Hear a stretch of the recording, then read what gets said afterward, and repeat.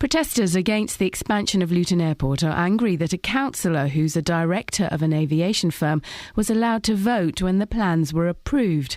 The group Hertfordshire Against Luton Expansion put in a formal complaint that Councillor Tahir Malik didn't declare an interest, but that's been rejected after an investigation. More from Carol Abercrombie.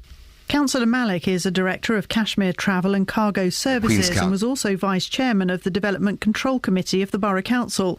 Although an investigation found no wrongdoing, it advised councillors in future to be more aware of the perception of the public and mention any matter which could have a bearing on the issue under consideration. Failing GP practices in England could be closed if they don't improve under a new inspection programme. The Care Quality Commission will be able to put the worst surgeries into special measures, which could include new doctors being sent in or patients being transferred to other practices. Doctors say the new system should focus on improving care. Dr Helen Stokes-Lampard is from the Royal College of GPs. There will be some practices that are given support without closure, but the small number that do close will be given a lot of support to help them get back on track quickly, because it's in nobody's best interest to have closed general practices around the country. We're short-staffed enough as it is, and having closed practices benefits nobody. The former Chelsea and England striker Kerry Dixon will appear before magistrates in Luton today, charged with possession of a Class A drug. The 53-year-old from Dunstable, who also played for Luton Town and Watford, has been charged alongside Kim White, who lives at the same address in Jardine Way. Dacorum Borough Council has spent £6,000 to advertise on buses for the summer weeks, some which travel through central London. The campaign, which read "Discover what there is to enjoy on your doorstep," aims to promote tourism for the Hertfordshire Borough of Dacorum, and there'll be more on that story in the programme. And the weather, mostly dry with sunny intervals to start the day, with the showers developing and becoming heavier by this afternoon. Get the latest news and sport online at bbc.co.uk/3 counties. I don't think anybody noticed that I muffed up the start of the show, Nicola. You handled it perfectly. I'm hoping if I press this button, this will work now. BBC Three Counties Radio's big tour of beds, hearts and bucks. Never walk out the door without seeing people that you know and saying hi. All this week, we're featuring Flamstead and Markyate. You can get a Queen's counsellor talking to a plumber on exactly the same level. It's all about where you live. I live here, I work here, partner works in the village. The big tour of beds, hearts and bucks. BBC Three Counties Radio. One of them came up against me, I couldn't touch it, I was shocked. Morning! On the show this morning, planes, buses and cars parked on pavements. That's it, really. I mean, that's it. Oh, what's your favourite noise and can you do it for us? I have no idea why we were talking about that yesterday, but we were. Oh, we might talk. The TV licence is in the papers today. We might have a little look at. We might have a little look at the TV licence. I don't know. A-Levs, A-Levs coming out today. Hey kids, here's something. As if a 17 or 18-year-old is going to be listening to this old man. A-levels aren't that important. They're not that important. There are other things out there. 08459 455 555. Across beds, hearts and bucks. This is BBC Three Counties Radio. Sorry. To prove how unimportant A-levels are, let's go through our A-level results, shall we? And you can be as successful and as hated as us. Kelly Betts, let's start with you. Your A-level results, please. I only took one A-level. Good for you. Good Thanks. for you. It was in Spanish. Yeah. Oh. C. You got a C. Well done. And that's all I know, really. What grade did you get? C. Oh, you did get a C. I thought you were saying... No, I don't. It was just a pass, a general... You can't... No. No, it was. It was no. You don't just get... Here we go. You don't just get a general pass. Oh, well, I thought I did. For A-levels? I think they gave me it in Spanish and I wasn't very good at it. Is she talking nonsense, Catherine? I think we know why she only got one A-level. Well, did she? We did GCSEs. That was our thing. Oh, right, so they peaked at GCSE. Hang on, I did GCSEs. I'm not old enough to be an O-level person. That's Catherine. Oh. But, yeah, levels. So you didn't do an A-level? No. I did one afterwards, but it was in Spanish. Right. But what grade did you get for that? I can't remember. That's how unimportant it was to me. OK, so you can't remember. I also am not fluent in Spanish. Te quiero. Oh. You got that, didn't you, Catherine? It wasn't aimed at you. I get it a lot. I know what that means, though. Catherine, what did you get for your A-levels? I got 4 A-levels. Oh, you're such a... But I only went to classes for 3. Oh, you really make me want to eat my fingers. English. Yeah. A. French. A. Spanish. A. General Studies. The DOSI subject. Didn't go to any classes. B. Well, that shows.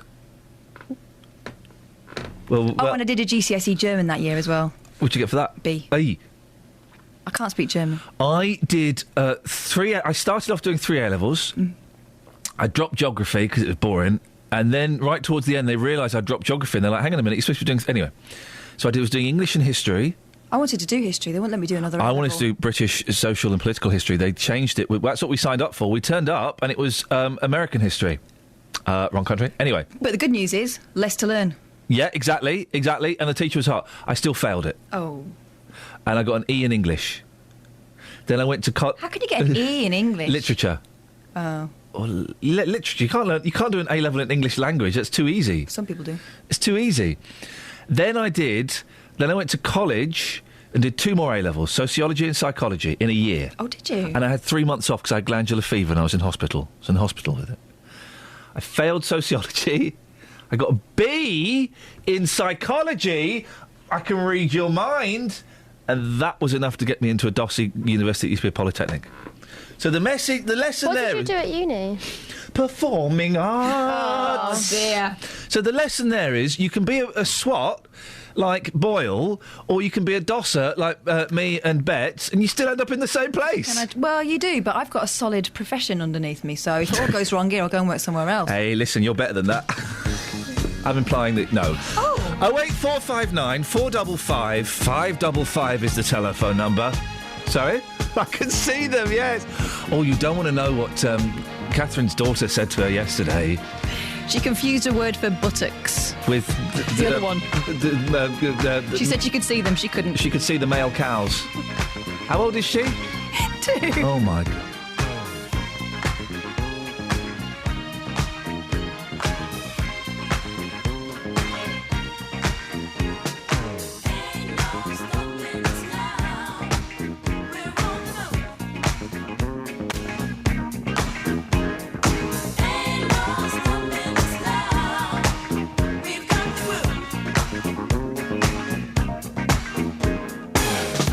So many things that's held us down, but now it looks like things are finally coming around. I know we've got a long, long way to go, and where we'll end up, I don't know. But we won't let nothing hold us back.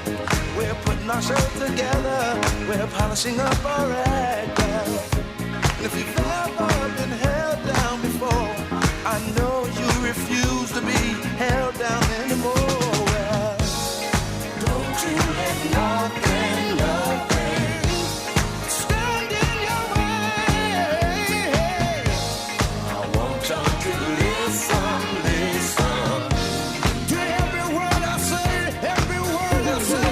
Ain't no stopping us now. We're on the move.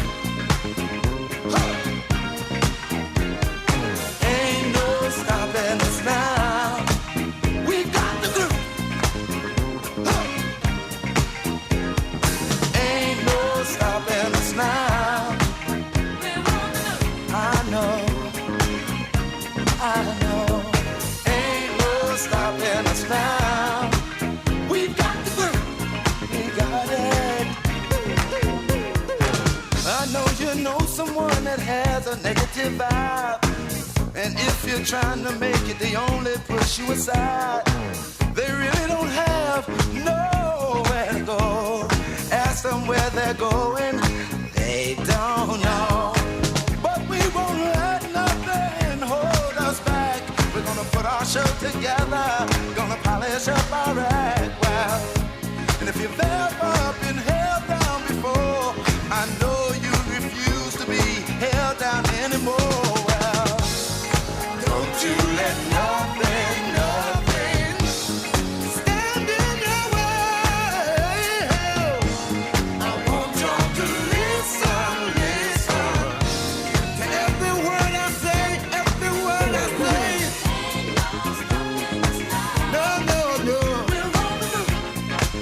we're moving, we're grooving.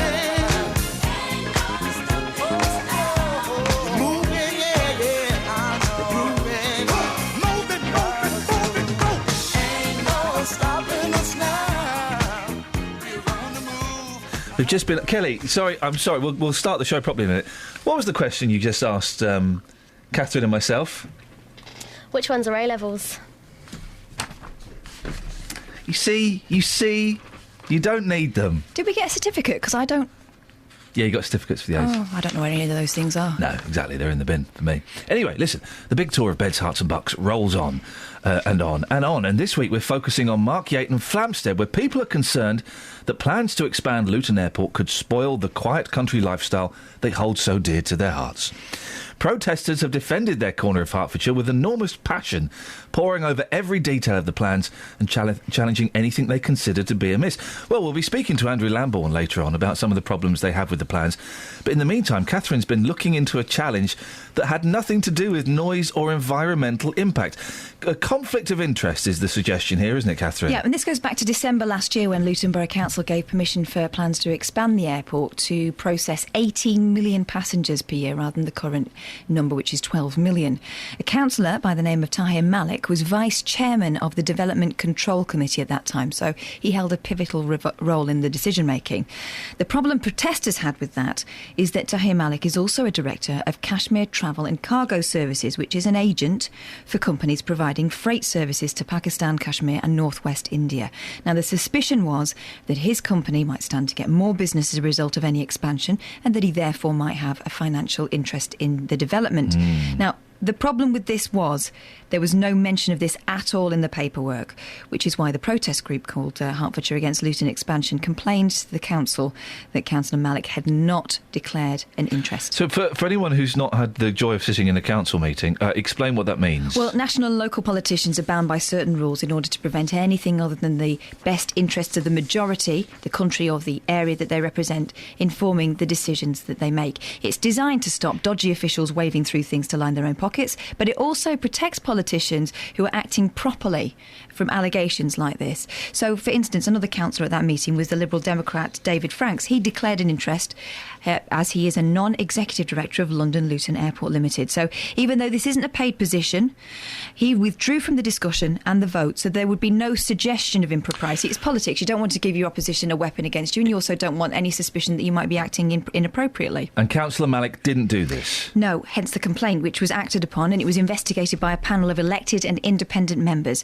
It was found that Councillor Malik did not breach the council's code of conduct because although the company he's director of is based in Luton, it has no dealings at all with the London Luton Airport. So it organises freight services for businesses which fly from other airports, and the airports that it mainly works with, Heathrow, Birmingham and Manchester.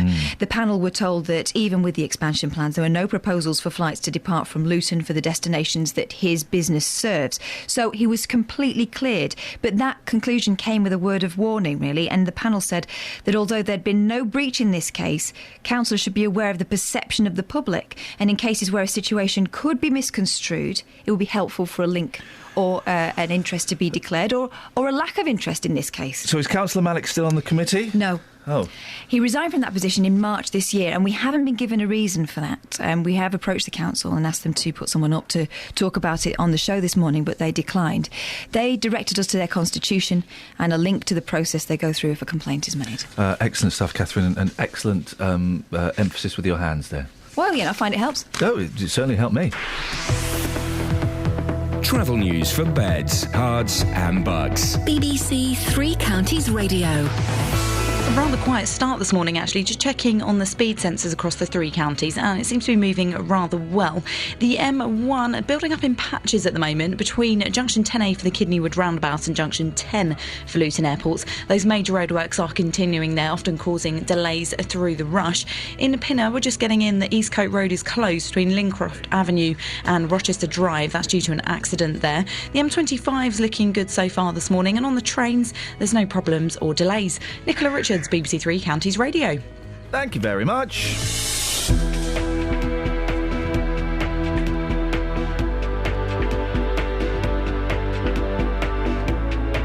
6:16. It's Thursday, the 14th of August. I'm Iain Lee. These are your headlines on BBC Three Counties Radio. The US says they're unlikely to rescue Yazidi refugees trapped in northern Iraq. Israel and Palestine have agreed a 5-day continuation of a ceasefire. And protesters against Luton Airport's expansion say an aviation director should not have been allowed to vote on the plans. The weather, dry with sunny intervals to start the day. Showers developing by this afternoon. Fantastic! BBC Three Counties Radio.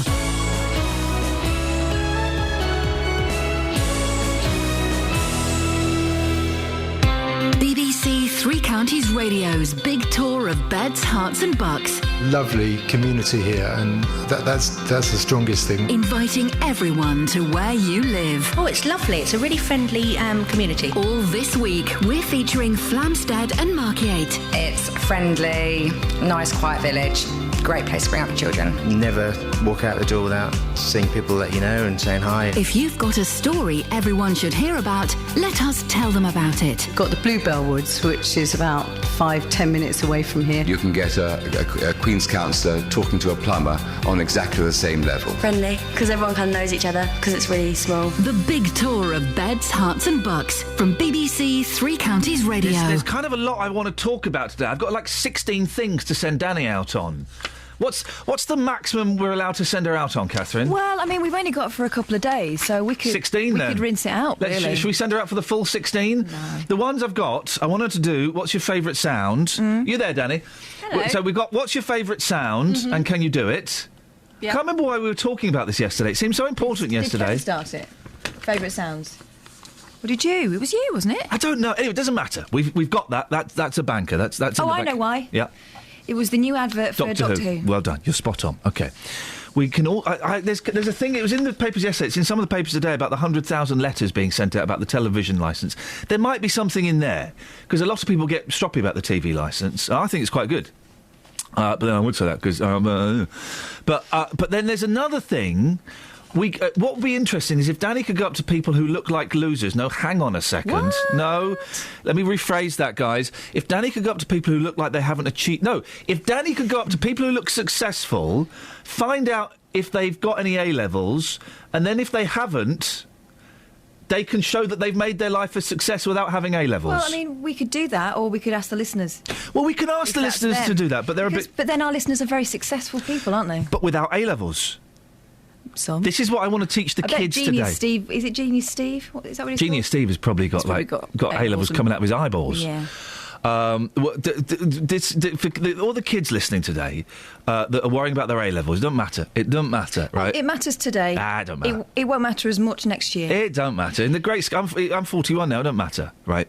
And I want to help them realise that when they get there, and they're going to be disappointing A-level results today because they've toughened up on them, that don't, consider sitting, drinking wine in the park and crying.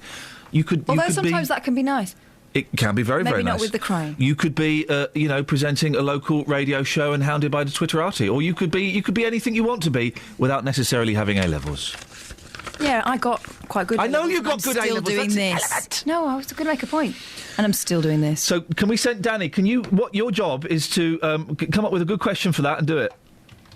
Good. Yeah. Yeah. You sure? Nice. Oh yeah.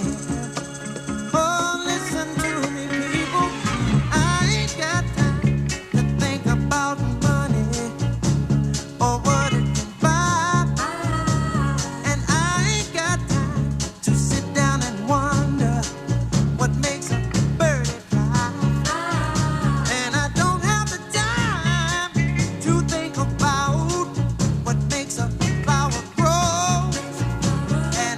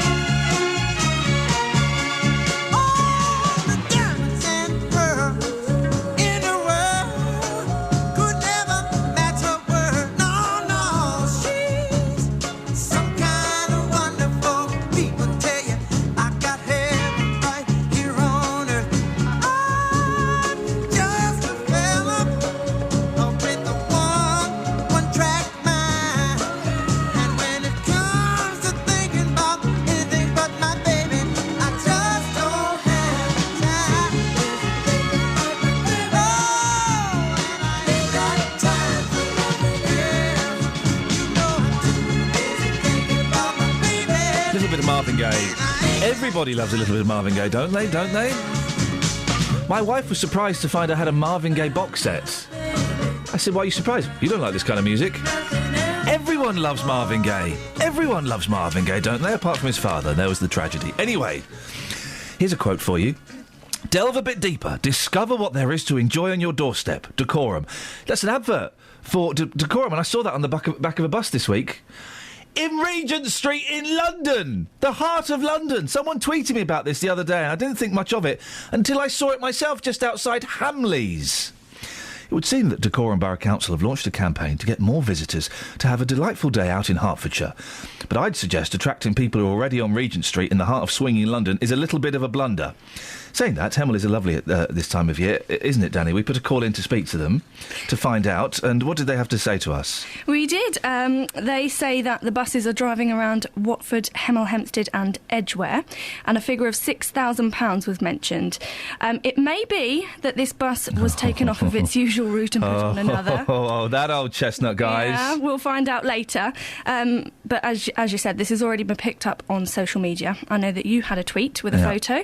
It's on the Spotted in Hemel Facebook site, and now you've seen it with your own eyes. And it's basically saying, come to Hemel, there are fun things to do. There's a picture, the one I saw, there's a picture of a young girl wearing a mining helmet. I've got no idea. And there is a website that links. So I'm assuming they'll be able to measure how successful it's been by the number of clicks. It'll be interesting to see if it is an effective advert. And mostly because this campaign is encouraging people to come to Decorum, there's some concern that unless you live in it or near it, you won't know where it is.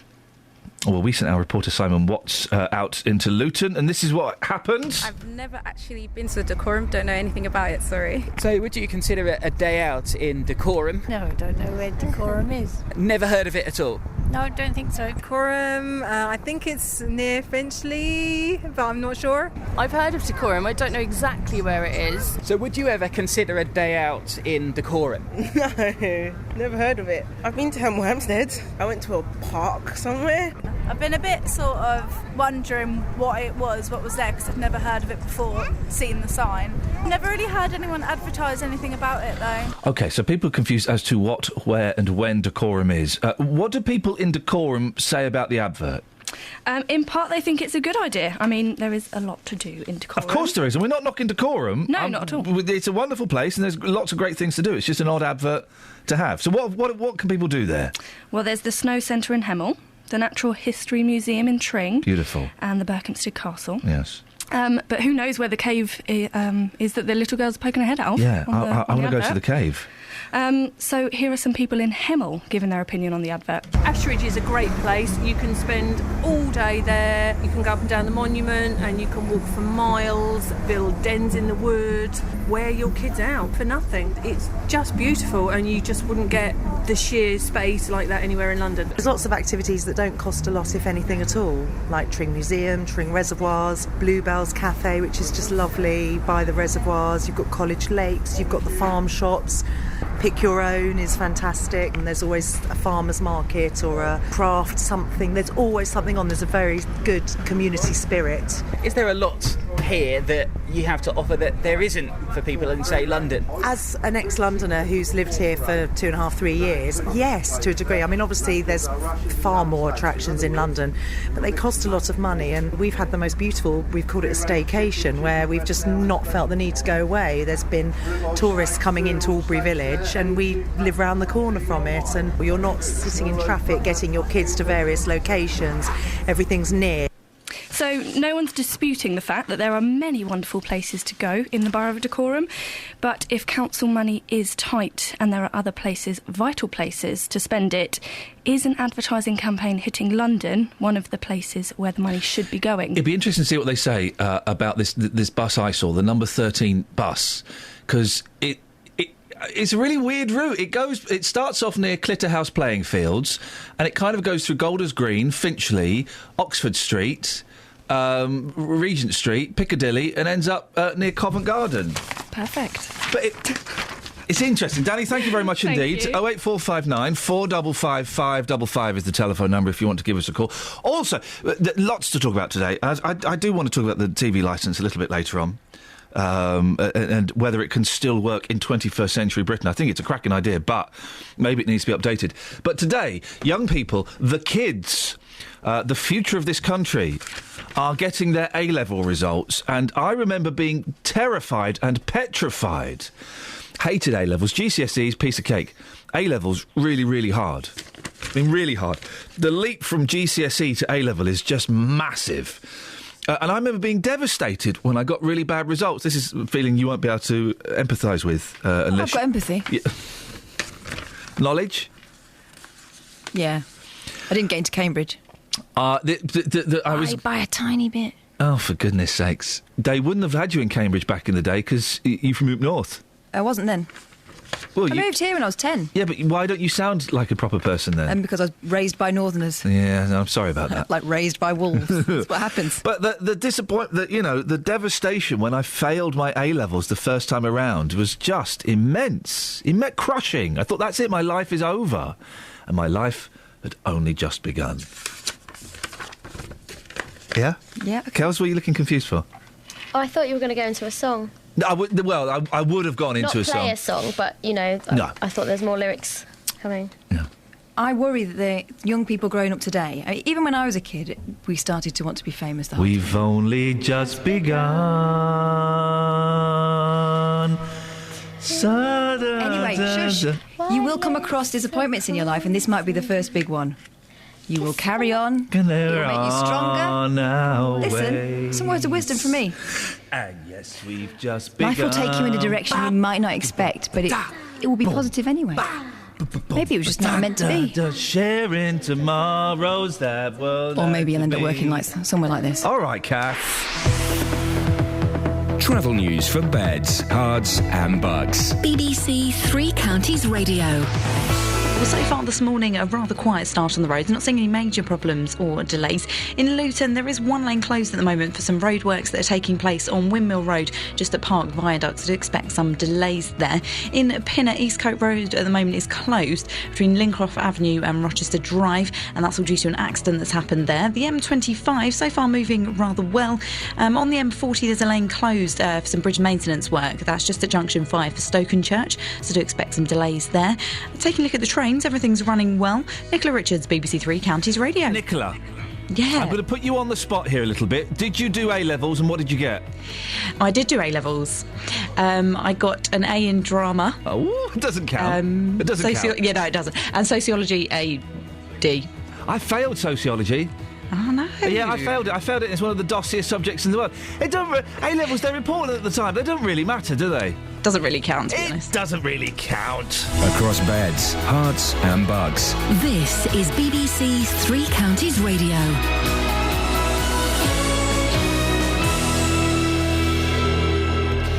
The headlines. The United States says it's unlikely to launch a mission to rescue Yazidi refugees trapped by Islamist fighters on Mount Sinjar in northern Iraq, following a visit there by a Special Forces reconnaissance team.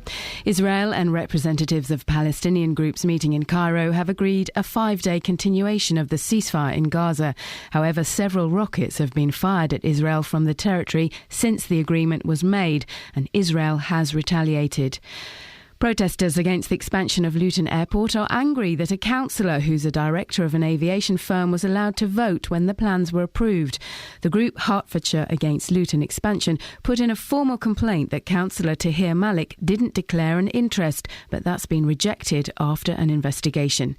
And a record number of university places are on offer to pupils in England, Wales and Northern Ireland, finding out their A-level results this morning. An extra 30,000 places are available this year. Three Counties Sports. BBC Three Counties Radio. In the second round of the Capital One Cup, Manchester United will travel here to face MK Dons at the end of this month. It's 19 years since United were involved at this stage of the competition, and Watford will play at home to Doncaster. There's been 3 more gold medals for Great Britain at the European Athletics Championships in Zurich. James Dassuolo won the 100 metres, Tiffany Porter took the 100 metres hurdles title, and Mo Farah won the 10,000 metres, a special win according to the double Olympic champion. 2 weeks ago, it was a doubt of whether I was going to compete here, after I pulled out the Commonwealth Games. So last 2 weeks, training's gone well, and it meant a lot to me because it wasn't easy, being sort of... I wanted to run the Commonwealth and obviously couldn't, and then come out and win the European meant a lot to me. And Hertfordshire sprinter, I'll come back to that story later, Tiger Woods has ruled himself out of next month's Ryder Cup at Gleneagles due to an ongoing back injury. Woods failed to qualify for the team but was in contentions for a captain's pick. BBC Three Counties News and Sport. No, don't worry. The next bulletin is at 7. Thank you very much. Across beds, hearts and bucks. This is Iain Lee. BBC Three Counties Radio. Yes. You joined me in the middle of trying to explain a really complicated film to Catherine Boyle called Coherence. Yes. It was brilliant. First 10 minutes of it, rubbish. And I texted my friend who recommended it to me saying, seriously? He said, stick with it. Stick with it. And man alive, am I glad I stuck with it. It's one of those films where I don't really understand what happened. But you liked it anyway. Oh, I loved it. If anyone's seen the film Primer is a time travel movie that everyone I've seen, no one understands it, but they love it. And it's just insane. It's like a slightly simpler version of Primer in that it was a little bit easier to follow. Basically, there's all these couples, there's about 8 people having a dinner party, right, on the night that a meteor is flying really close to the Earth. And one of the women says, a couple of weird things start happening, like their mobile phones shatter. And the woman says, I heard that the last time a meteor was this close to the Earth, some really weird things happened. Cue weird things happening. There's a power cut. It's such a good film. I'm going to watch it again today. There's a power cut, and they go outside, and they say, all of the houses are out, apart from that house 2 blocks away. They've got lights on. So they start walking towards it? Well, some of them stay at home, and 2 of them then start walking, say, we're going to go and see that house and see if we can use their phone or something, right? And then they come back a little bit later on, and they're carrying a box, and one of them's been beaten up. And they're going, what's happened? I don't want to say. What's happened? I don't want to say. What's happened? Well, they open the box, and there's pictures of all of them in the box. What? There's pictures of them in the box, right, with numbers on. And they say to the guy, what happened? He says, I looked in the house, and I saw all of us. And I'm in. I want to see that. Man alive! That is weird. Yeah. It's good. And then weird, it gets though. more confusing. Right. I've already given you... I don't want to give any more spoilers. No, don't, because I'm going to watch it. Well, I've given you the big spoiler. I'm not giving you the big spoiler. Don't give me the big spoiler. Oh, man alive. I'm going to watch it again today. I want to see it. I'll buy you a DVD of it. Good. What's in the papers? Some stuff and things and other things as well. Excellent. We'll have a song, shall we? It starts off a little quieter than I thought. Grover Washington. Well, look at you doing the Grover dance. Mm-hmm. Wasn't Grover a Muppet? Yeah, he was. No, not this one. He's a very good singer. Grover's not... imagine if you had a son and you called him Grover. Poor lad. I see the crystal raindrops fall, and the beauty of it all is when the sun comes shining through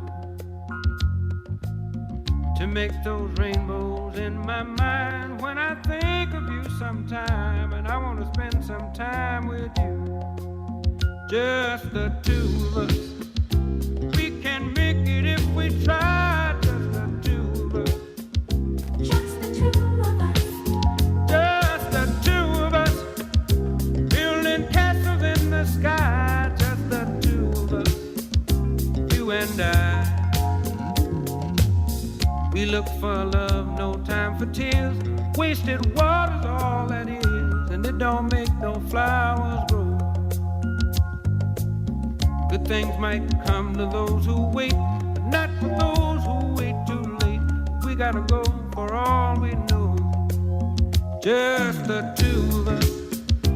We can make it if we try. Just the 2 of us. Just the 2 of us. Just the 2 of us. Building them castles in the sky. Just the 2 of us. You and I.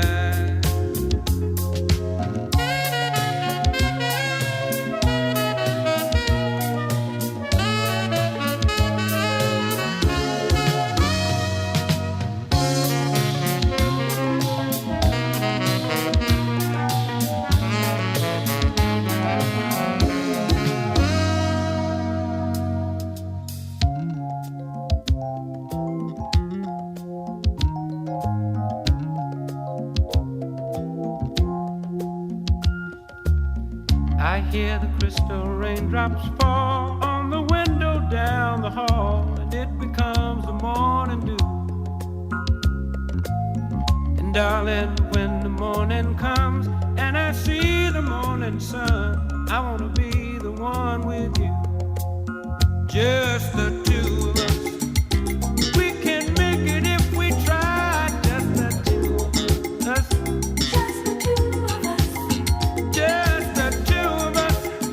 Building big castles way on high, just the two of us. You and I. Just the two of us. Just the two of us. Just the two of us.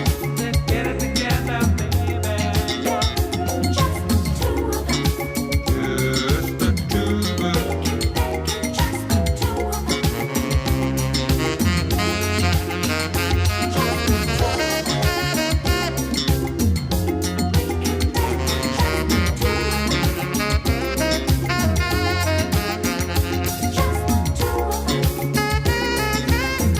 Saxophone is the most I don't know, the most hideous instrument in the world, apart from when Sexy Sax Man plays it. Yeah, and Lisa Simpson. The sax is an awful instrument of torture. There's no pleasure to be had from that.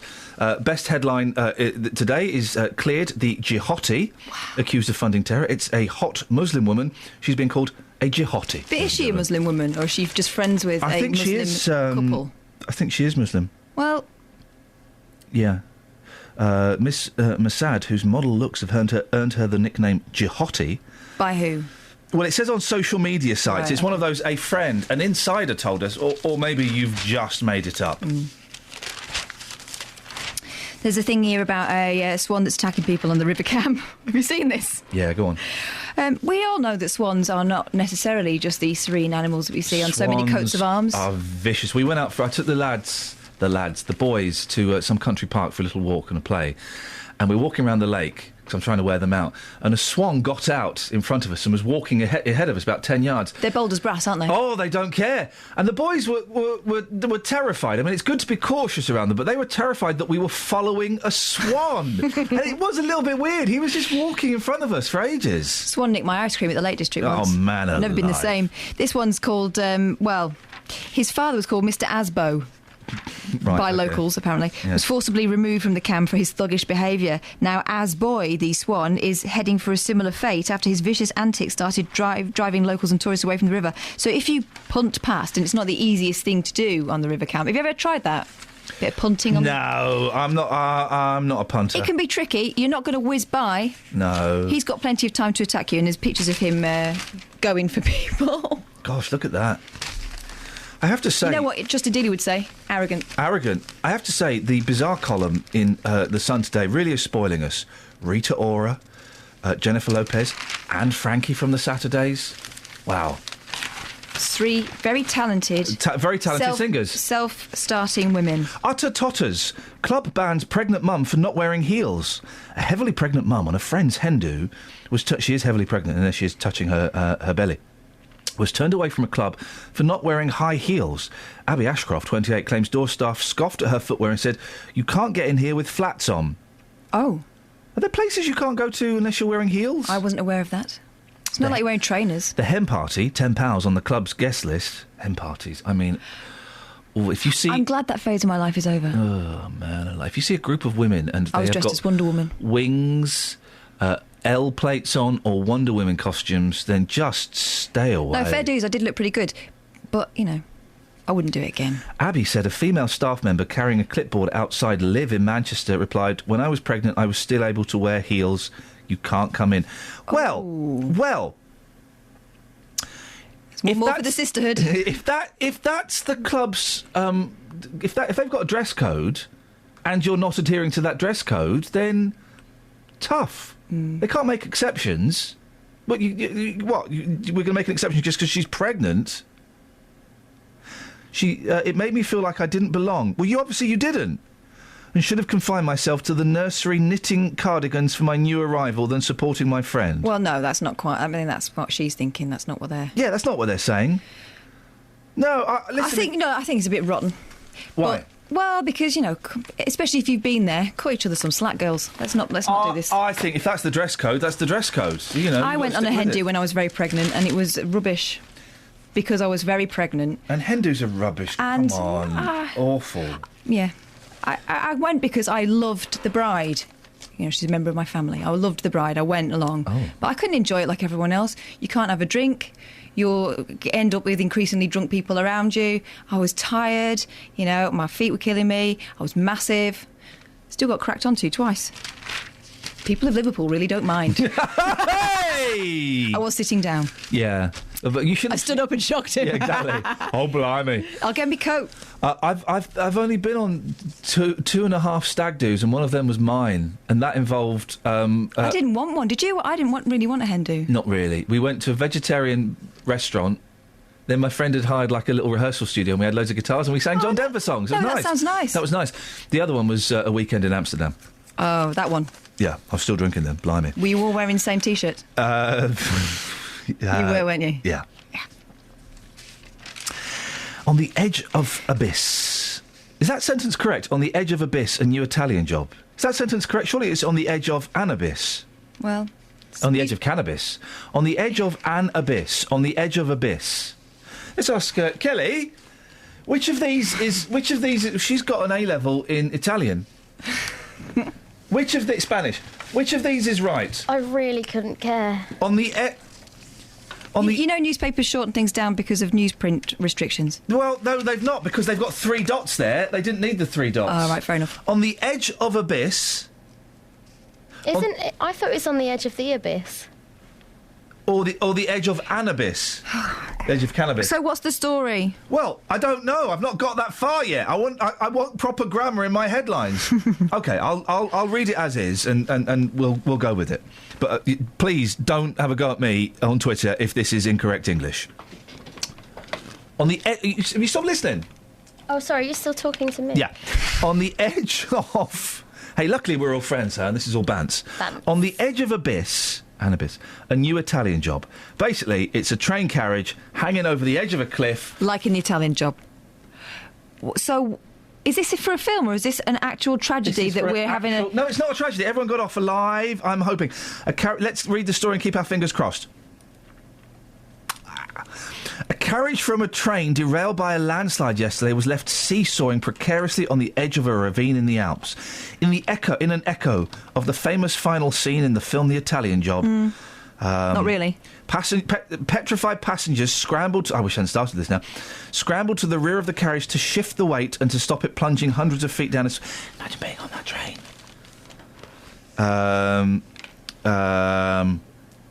5 people were seriously injured. There we go. There we go, you see. I'm glad some people can joke about it now. The gold was lost. Oh, there was gold on it. No, there wasn't, was there? So it wasn't the Italian Job. Sorry. Travel news for beds, cards and bugs. BBC Three Counties Radio. In Luton, there's one lane closed at the moment on Stewart Street, just at King Street. There's some water main work that's taking place, so do expect some delays there. The M1 Luton Spur building up on the speed sensors between junction 10A for the Kidneywood roundabout and junction 10 for Luton Airport. The A414 starting to build a little bit around the Park Street roundabout.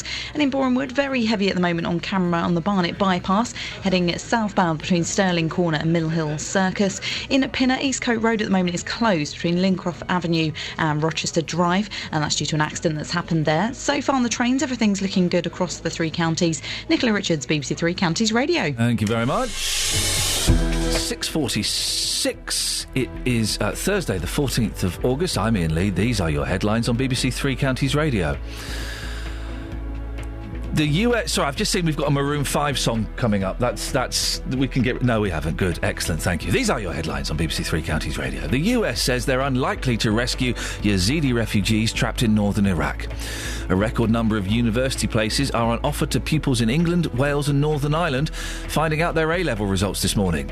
And protesters against Luton Airport's expansion say an aviation director should not have been allowed to vote on the plans. Coming up, what's your favourite noise and can you do it? And also... how well did you do despite failing or having no A-levels? 08459 455 555. Let's get the weather. Here's Georgina. Beds, Hearts and Bucks weather. BBC Three Counties Radio. Hello there. Well, a fine start for many today and lots of dry and sunny spells around. But by this afternoon, we're starting to see some showers become more widespread and heavy, perhaps even some hail and thunder, with temperatures reaching about 20 degrees Celsius and a slight southwesterly breeze. Now, tonight, the showers do calm down, probably a few still remaining, along with some clear spells. Now, it's going to be feeling a bit nippy in more rural parts tonight, with lows of 10 degrees Celsius. In towns, probably getting down to about 12 or 13. So a chilly start to tomorrow, but bright and largely dry at first. Lots of sunny spells for tomorrow too, but come the afternoon we start to see some showers. Again, they'll be fairly heavy at times and continuing well into the evening, with temperatures reaching about 20 degrees Celsius. Saturday is looking largely dry and fine, though definitely the better day of the two for the weekend, as on Sunday, after a decent start, we then have some showers in the afternoon and altogether quite a windy day on Sunday. Monday and Tuesday looking much finer and drier, but quite fresh really, but certainly bright all the same. That's your latest forecast. World War I at home on the BBC. The trenches continue as far as the eye can see, which is quite astonishing. Last week, we revealed some amazing untold stories. He was a private, was in the firing line for about 2 months before returning on sick leave. And discovered surprising local memories. The history of Cardigan goes back to the Short brothers, who were asked by the government to build airships for the First World War. The Germans had already got a fleet of airships which were capable of coming to England and dropping bombs on it. If you missed them or want to hear them again, go to bbc.co.uk/WW1. One of those very brave boys was Lieutenant William Leaf Robinson from the Royal Flying Corps. World War I at home on the BBC.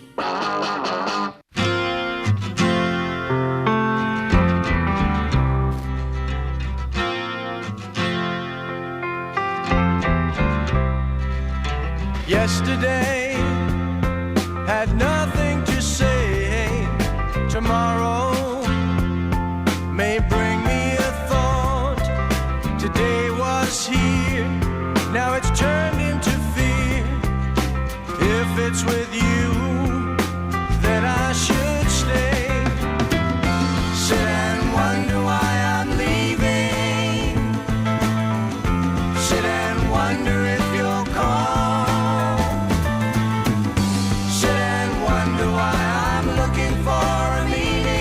And wonder why I'm wondering at all.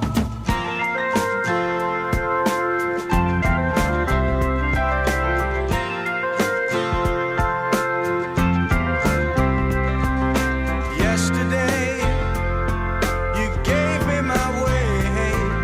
Tomorrow I'm gonna give you yours. Today we shared in each other's affair. Now there's really nothing left for me to say. Sit and wonder why I'm leaving. Sit and wonder if you'll call. Sit and wonder why I'm looking for a meaning. Sit and wonder why I'm wondering at all.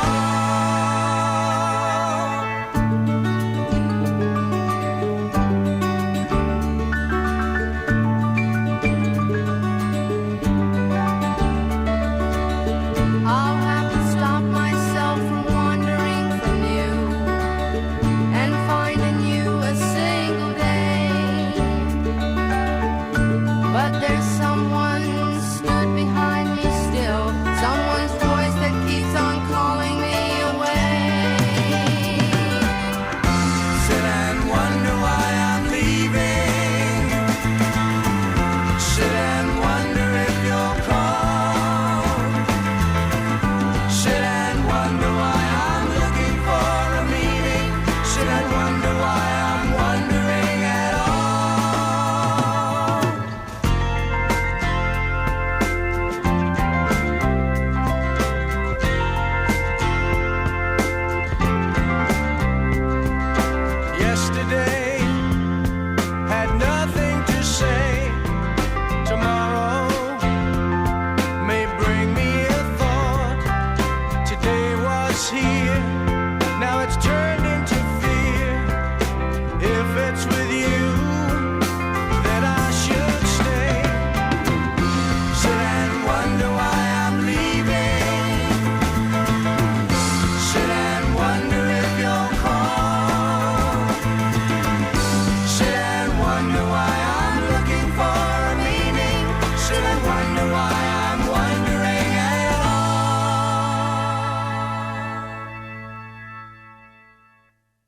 wanted to squeeze every moment. I love that song. Dave Mason and Mama Cass. I don't know much about Dave Mason, apart from he was in Traffic. And he did that album with Mama Cass. That's all I know. Why wasn't he bigger? I don't know. I don't know how big he was or wasn't. I don't know. I'm tempted to go and buy a little bit of Dave Mason later on and just say I'm prepared to take a punt. I used to do that when I was younger. I would go into record shops and buy records because I liked the cover. Really? Yeah. And boy, oh boy, did it pay off. Did it pay off with the Divine Comedy? Thank you for that. Thank you for that. That was a punt worth taking. Oh, I like the cover and the name. I'm going to get it. One of the best bands in the world. They're fantastic. You get a load of rubbish doing that, but you sometimes you get some gems. I need to clear out my CD collection. I've got a lot of stuff. I cleared out about 400 CDs. I've still got about 400 CDs, and I'm buying more again. I'm buying more. I'm tempted to buy... by the way, Andrew in Bedford... Oh, not yet, because Kelly's gone off with Gary Floyd. We're doing a show, Gary. Can we have our staff back, please? No, it turns out we can't. Andrew in Bedford, Kelly Betts took your number down wrong, so if you could give us a call back in a minute when Gary's finished with her. This is... I want to talk about this, but I don't quite know what I want to say about this. How the BBC sends out 100,000 bullying licence letters a day. The BBC... This was in some of yesterday's papers. The BBC sends out... They put bullying in quote marks? Yeah. Right, so who's saying that it's bullying? Well, let's find out, huh? The BBC sends out almost 100,000 letters every working day threatening viewers with jail unless they pay the TV licence fee. MPs accuse the corporation of heavy-handed bullying after it emerged it posted 47 million letters a year. 47 million letters a year demanding payment. The mass mail-outs cost £5 million a year. No, 47 million in the past 2 years. But still, that's a lot. All right, sorry, it's only 23.5 million per year. That's not so bad. Well, still. It's crazy. An outrageous figure. The mail-outs cost the BBC around £5 million a year. Well, what if they... Hang on a second, guys. Am I being stupid? If you didn't send out those letters, you'd have an extra £5 million a year to make, I don't know, TV programmes and stuff? Yeah, but at the same time, as someone who pays a licence fee, I want to see people who don't not get away with it. Why but your licence fee is paying for these letters, not for, I don't know, cash in the attic or flog it. Yeah, but then again, if word gets around that you don't have to pay it and there won't be any follow-up, then no one will pay it and then the BBC will be no more. I would imagine a lot of these are being sent to people... where's Kelly? Gary, can we have Kelly back to answer the phone? Is that all right? Jonathan's in there. Maybe he'll... JVS, could you answer the phone? Do the phones first? No, he says a resounding no there. But I'd imagine a lot of these letters are being sent to people who don't have televisions.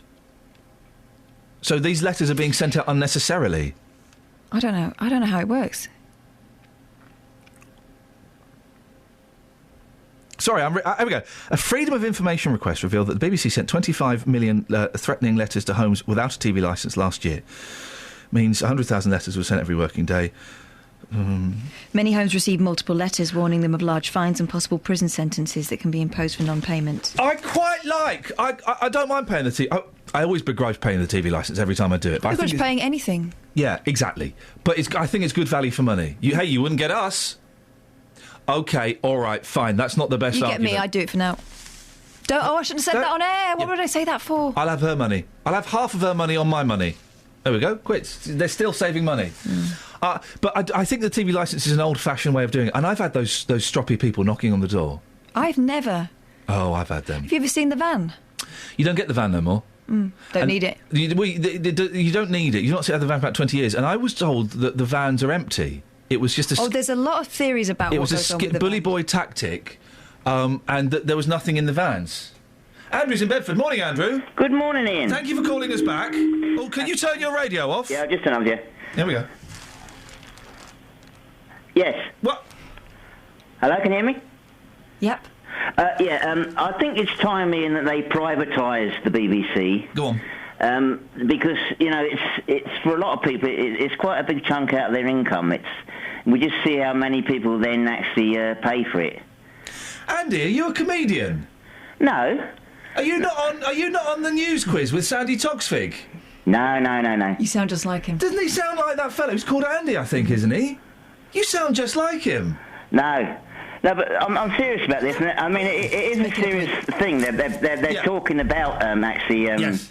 Now, privatising, how would that work in your eyes with the BBC? Do you mean commercialising? Yeah. It'd become a subscription service. I can't. Well, so you pay more, wouldn't you? No, you then have the choice whether you pay for the service or not. The thing is, the reason that wouldn't work with the BBC is because of BBC Radio. Well, I mean, there could be... Because the licence fee goes towards that as well, and you can. There is no way of whereas you can exclude the television channels, you couldn't exclude the radio.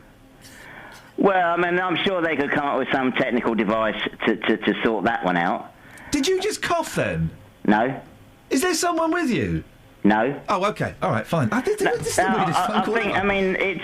when you've got someone like Noel Edmonds not paying the TV licence, I mean, he's a multi-millionaire. Does he not pay the TV licence? No, he's admitted it. What he does is he gets around it by... You only need a TV licence if you record a programme when it's going out live...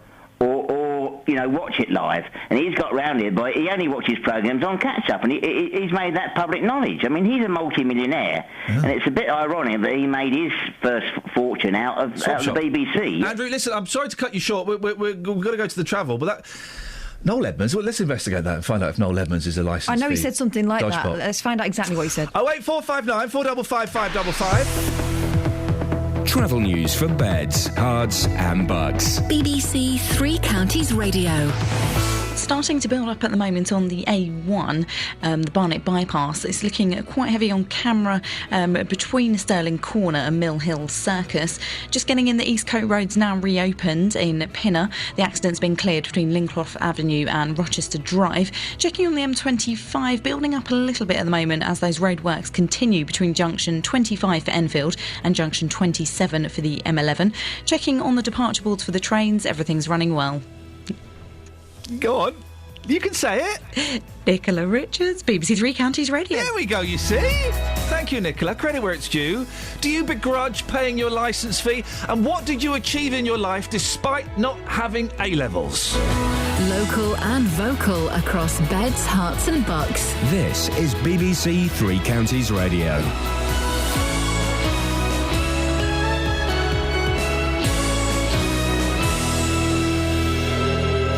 It's 7 o'clock. I'm Nicola Haisler. The headlines. The US says they're unlikely to rescue Yazidi refugees trapped in northern Iraq.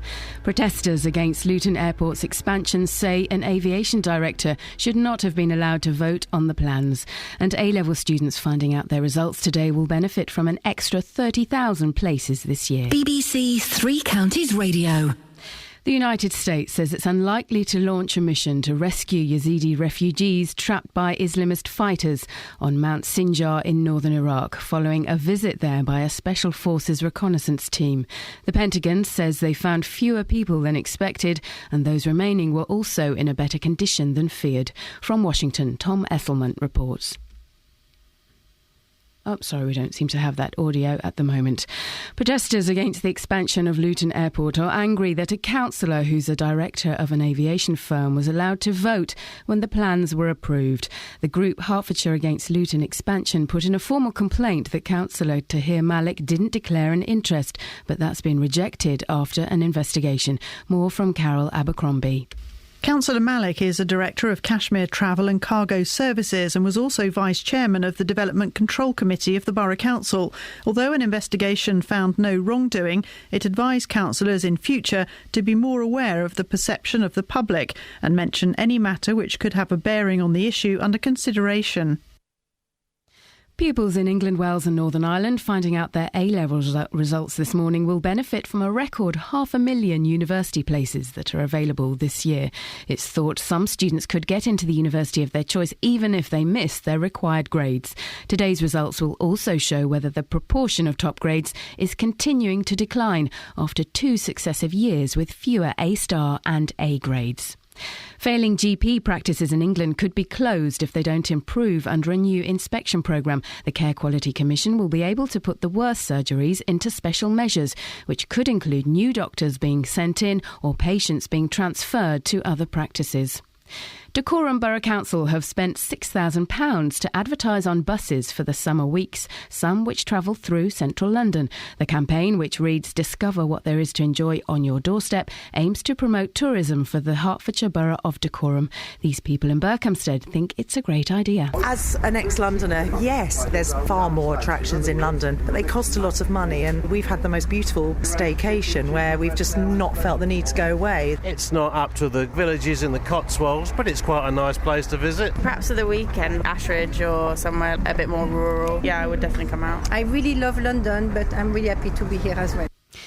And you can hear more on that story in the programme. And the Oxford English Dictionary has published its latest selection of new words to be added. They include binge-watching, listicle and amazeballs. The weather mostly dry with sunny intervals to start the day, with showers developing and becoming heavier by this afternoon. Your next bulletin in half an hour. OK, amazeballs are horrible. Binge-watchers when you watch, like, box sets. What's a listicle? It's an online article based on a list, apparently. That's the definition. Thank you very much indeed. BBC Three Counties Radio's big tour of beds, hearts and bucks. Lovely community here, and that's the strongest thing. It's all about where you live. Got the Bluebell Woods, which is about 5-10 minutes away from here. All this week, we're featuring Flamstead and Markyate. It's a very tight-knit family community and draws people in. The big tour of beds, hearts and bucks. BBC Three Counties Radio.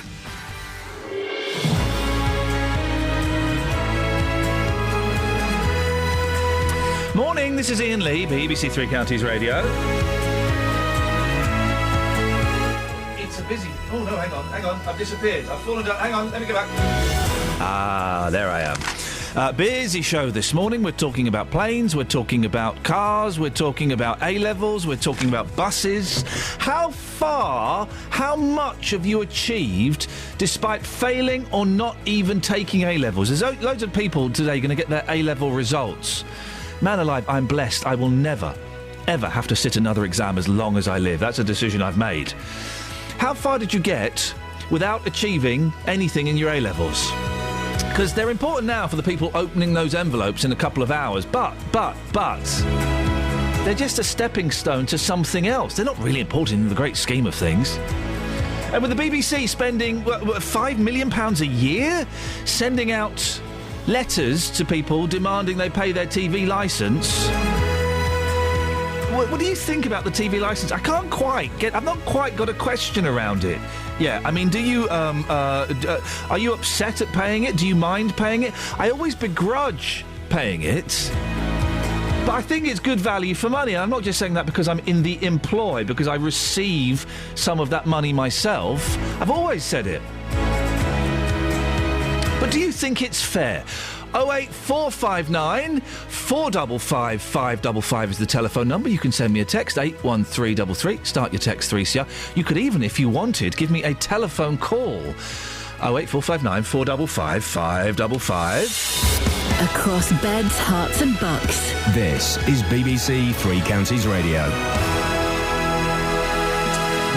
It's a story that we've been following for a while, the expansion of Luton Airport, and it's particularly prominent now because on our big tour of beds, hearts and bucks, we've been in Flamstead and Markyate, where people have been telling us they've noticed an increase in noise from planes flying to and from Luton Airport. The suspicion is that some carriers are flying lower for longer to save fuel. Well, I'm joined now by Andrew Lambourne, who lives in Flamstead and is a member of the campaign group Hertfordshire Against Luton Expansion. Andrew, thank you very much for coming in this morning. The noise, is it really getting worse? You can definitely tell the difference, actually, because Wizz, which is the airline in question, used to fly in such a way that they were higher when they came over the village, and you could tell that they were quieter than other aircraft of the same type. But in July of last year, they changed their departure procedure, and they pull the flaps in earlier, which means they don't climb as quick. So when they're coming over us, they're lower, and you can definitely tell that they're louder than they were before. Now, this is exactly going in the wrong direction if the airport wants to be a better neighbour to its local communities. Have you spoken to the airline or the airport itself to raise this point? Yeah, we have. In fact, we've raised the issue with the airport through the Noise and Track committee that they hold. And what they've basically said is the airline has changed the process to fall in line with other airlines who do the same thing in order to save fuel. So we said, well, look, why not do a study which sort of compares the two different departure procedures and see whether the impact locally and further away is better or worse from the different processes, and then take a view. And they said, well, basically, the airlines call the shots on this. They won't go back to what they were doing before. So I would imagine you feel like you're not being listened to. I think the airport operators actually have listened to this, but what appears to be the case is they don't seem to have the ability to control what the airlines do, and yet they claim they want to be a better neighbour. As we know, the plans have gone through, or have been given an initial thumbs up to expand the airport's capacity from, I think, 12 million passengers a year to 18 million passengers a year. So what's going on with the noisier aircraft now? It must be a worrying indicator of where you think it will go in the future. Well, yeah, because there'll be 60% more flights. I mean, compared to 2011, which is the baseline in the planning application. So there'll be a lot more flights, and I think what we need are a series of measures that bear down on the noisiest of those. I mean, you're going to talk to the airport ops director later on. Why not sort of challenge him and say, rather than just finding the noisiest flights, why not actually ban them? 3 strikes and you're out. Why not actually ban the noisiest types of... You know why they're not going to do that, though, don't you? Money. They're not going to ban the noisy flights and to do themselves out of... If you ban the noisiest business jets, for example, because they are a real nuisance to people in Luton. They're continually complaining. And by the time they've sort of got around to banning the oldest and the noisiest business jets, they'll have cleaned up that sector fairly well. If they actually banned the noisiest types of aircraft, like the cargo flights that fly during the night, the very noisiest types, then we'll start to actually bear down on this. The airport has been trialling new navigation technology to keep the planes to an agreed flight path. Is that having any effect, any impact, positive or negative? Well, they did a short trial for a few months last spring. It certainly tightened up the tracks, which is helpful, which is beneficial, particularly to places like Marquette and Flamstead, because they have to fly a pretty tight line between those two very, very closely spaced villages. So in that sense, it's beneficial. But what we discovered when we looked at the detail of it was the technology isn't quite working as it should. So when they do their sort of left turn to go off out to the east, they're still kind of half a mile north of where they should be. So we've raised that again, and the operators said, yes, OK, fair enough. What we'll look at is a next generation of that technology to improve that, and I think we should hold them to that. There will be some people listening who say, well, hang on, you live near an airport, it's got to be noisy. I live near an airport, and I've kind of managed to, when I'm in the back garden with the kids, I have friends over and they say, how do you put up with that noise? And I don't really notice it anymore. Is it the fact maybe you have to accept you live near an airport and that noise is going to be an issue? Absolutely accept that. We live near an airport, noise is going to be an issue. But I think if you live near an airport and then they suddenly announce they're going to double the capacity of that airport, then I think that becomes an unreasonable request, because, people can put up with a certain amount. And I think what the campaign groups were saying with regard to this particular expansion, bearing in mind that the last planning permission they got was for 5 million passengers a year, and they pushed it up to 10 million. They're now at sort of 10 million and wanting to push it up to 18 million. Where's it going to end? But I think what people are saying is enough is enough. Luton Airport is very, very close, as you know, to the town of Luton. It's almost like a city airport. If you take London City, there's very, very strict restrictions. For example, they don't have night flights. Why don't we, for example, challenge the airport and say, OK, you want to expand your capacity, but be bold. So you're going to have a restriction on night flights, no more night flights than in 2011. So rather than pushing them up from 6,000 a year to 9,500 a year, just keep it at the previous levels. Let's actually see them taking some bold moves to be a better neighbour. We are going to be speaking to someone from the airport later on. You've already given us one question. Is there anything you would like to say to him now? Well, as I say, I think, 3 bold moves. 1, no more night flights. 2, ban the noisiest aircraft and the poor track keepers. And 3, if you've got departure procedures, lay them down for the airlines rather than be dictated to by the airlines, and lay them down in such a way that you say, Luton is going to be a model for good noise abatement. These are our procedures. You need to follow them. Earlier on in the show, we were talking about what you and your group felt was a potential conflict of interest with one of the councillors on the planning committee. Your group brought the case, but it was rejected by an independent committee. What do you think about that now? Well, I think a lot of people felt, given that Luton Borough Council owns the airport, that it smelt pretty bad when they were the ones who were going to be making the planning decision. There was a significant pressure to have it called in by Eric Pickles, but for political reasons, he wants to export the noise out of London to Luton. He didn't call it in, even though, in fact, it is a candidate as a nationally significant project. So I think, the focus was very much on Luton being seen to be squeaky clean when it made that decision. It forced the planning meeting in just before Christmas, when half the members of the planning committee couldn't even attend. So there was only a handful of councillors there to make this the biggest planning decision in Luton for 30 years. And out of those councillors, one of them declared at the beginning of the meeting that he was a director of the company that owned the airport infrastructure, and therefore, even though he wasn't paid, even though he didn't have a pecuniary interest, he would withdraw from the discussion and from the vote. That was the Lib Dem gentleman, wasn't it? Whose name escapes me at the moment. So I've got it written down somewhere. I can't find it. Anyway, yes. Frank. Yes. Whatever his name is. And I think, that gave a good example, and none of the other councillors declared any interest at all. But, after the event, we discovered that the vice-chairman of the planning committee itself... David Franks, that was the name, of course it David was. Franks, yes. That the vice-chairman of the planning committee is actually a director of a company based in Luton, which makes money out of the aviation sector. Not necessarily out of Luton Airport, but out of the aviation sector. And here you've got a vote on an issue which is very much to do with the aviation sector. And, somebody who is a director of such a company, I think at the very least should have said at the beginning of the meeting, Chairman, I do direct a company that buys airport tickets that actually ships freight by air. Is it proper for me to remain in this meeting or should I withdraw? But that wasn't done. Now, we raised the issue, they went through a process, they probably got the Luton Borough Council lawyer to write the response in a very carefully worded way.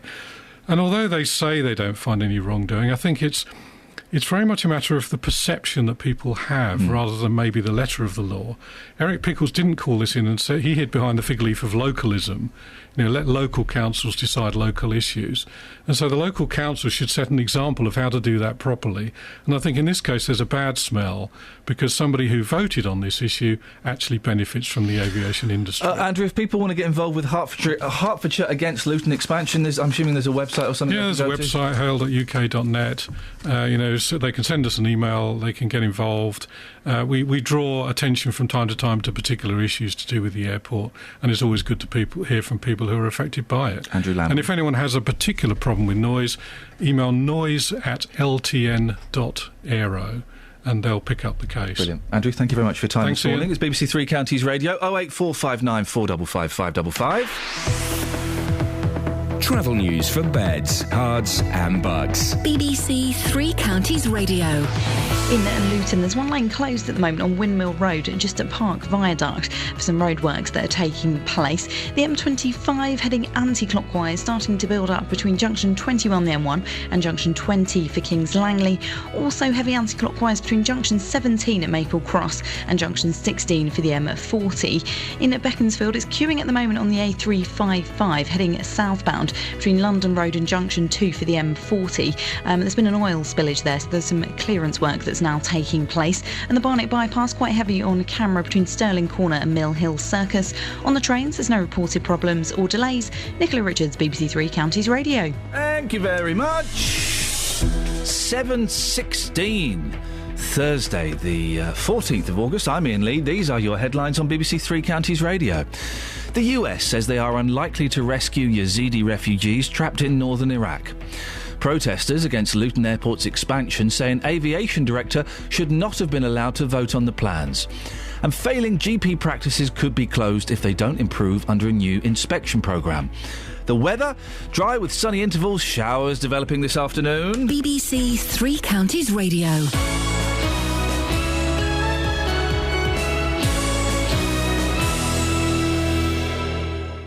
And now some men talk about sport. Saturday afternoons mean loads of live football here on BBC Three Counties Radio. And this weekend we'll bring you another 4 live games. Can he finish it? Yes, he can! Game over! In the Championship, Watford travel to Norwich. An unknown Forestieri with his first touch of the afternoon! In League One, MK Dons are away to Peterborough. And it's 3-2, it's McFadden on his debut as well! And in League 2, Luton host AFC Wimbledon and Stevenage go to Southend. Stevenage's first goal of the season, well deserved as well. All 4 games live in Three Counties Sport. And it's Mark Cullen, it's a great goal from Luton Town. Saturday from 2 here on BBC Three Counties Radio. If you hear a whisper, give us a shout. Iain Lee. BBC Three Counties Radio. Lots to talk about this morning. There are kind of 3 main talking things I've got this morning. You can call it about anything you want, as always. It's an open door. If you think we should be talking about it, then let us know. I want to know your favourite noise, please. Yesterday, my favourite noise was the sound of the TARDIS. I've got a better one. I was thinking about it last night. I've got a better one. I'll tell you what it is after 7:30. That'll keep you listening. Also, the TV licence. I don't quite know what question to ask about the TV licence. I'm trying to get my head around the fact they spend £5 million a year sending out letters chasing up the TV licence. That seems ridiculous to me. I guess if you've had a run-in with the TV licence people, or maybe you're one of those people that doesn't have a television and you keep getting hassled But what's the by point the suits. What's the point in us paying it, though, if we just let it go, if people don't? Let it go, let it go. Cold doesn't bother me anyway. Oh, yeah. That's when that song really kicks in for me. And you, Kels? Yeah. Sweet as. Yeah, you're right, but spending £5 million, you can get a nice little programme out of that. The existence of the BBC. Yeah. The lifeblood of the BBC. Well, it needs to be reviewed then. Maybe that method. It should be something like Sky. It either should be something like Sky and Virgin, where you subscribe. I choose to have Sky in my house. I choose to pay. I think I have the lowest package, £21 a month or something. But you can't choose to have the BBC. But then there's the problem of you'll get it on the radio and stuff like that, isn't it? It'll all change when it goes computerised, won't it? Then we'll be able to shut the services down for people who don't want it. Oh, gosh. What services? Us? Yeah. Me? They'll shut me down? Well, yeah, but we're talking about the future. We're talking Jetsons. OK, fine, good. Some way away. 08459 455 555. And also today, these are 3 things. Today, lots of young people, and probably some old people as well, get their A-level results. How much did you achieve despite failing or not getting any A-levels? Heidi's on the line. Morning, Heidi. Good morning. How much of you... Well, first of all, what A-level results did you get? I didn't. You didn't get any at all? I was kicked out before I was allowed to take A-levels. Oh, mate. Why? What did you do? Well, they said I wasn't clever enough. Oh, come on. You were naughty, weren't you? No. Seriously, I had to retake some of my O-levels. So they said, well, you're not coming back to do A-levels. Wow. That must have been quite harsh when you were a teenager. Yeah, it was pretty hard. But I had the last laugh because I ended up going to university anyway. I came out with a first-class honours. I then had a scholarship to go to Cambridge to do my masters, and I'm now in a cracking job. Hey, there we go. But you haven't got any A-levels? No. How did you get to university without A-levels? There was some kind of conversion course, so you had to attend night school to Wow. sort of get the necessary kind of grades, etc. So I did that, and I was allowed to then go to university. And you went to Cambridge as well? Yes. And, am I allowed to ask what you do or what area you work in? If I told you, I'd have to kill you. Heidi's a spy! But you've done well without A-levels. Exactly. I mean, it's possible. Excellent. So, Heidi, thank you very much indeed. A dangerous lady with an air of mystery around her. How cool is that? You see? And I know you'll be... listen, because when I did fail my A-levels, I was told, oh, don't worry, things will work out, things will be OK. And I was distraught. I was distraught. But look, Heidi's doing a well-paid job that allows her to murder people. Hang on, what? She went to Cambridge. She didn't have A-levels. It doesn't matter. How far did you get? What did you achieve? And I'm not saying, you still, if you achieve well in your A-levels, well done, congratulations, that's great. Not knocking A-levels per se, I'm just saying you can still get by without them. Give us your stories, please, of how far you got, what you achieved despite not having any A-levels or doing really badly in them. 08459 455 555 is the telephone number. You can also send me an email, Iain.lee, IAIN.LEE @bbc.co.uk. Delve a bit deeper. Discover what there is to enjoy on your doorstep. Decorum. Yeah, it's an advert I saw on the back of a bus this week. Not the back of a bus around here. It was on Regent Street in London. Someone had flagged this up to me on Twitter, and it was stored in the back of my brain, as these things are. And then I was driving down Regent Street, and I got stuck. There was a bus in front of me. There was an advert. It was for Dacorum Borough Council on Regent Street. We're just near Hamleys. Anyway, the Borough Council have paid £6,000 on the campaign to get more visitors to have a delightful day out in Hertfordshire, which is a wonderful place. But will it really entice people away from the heart of one of the most popular tourist destinations in the world?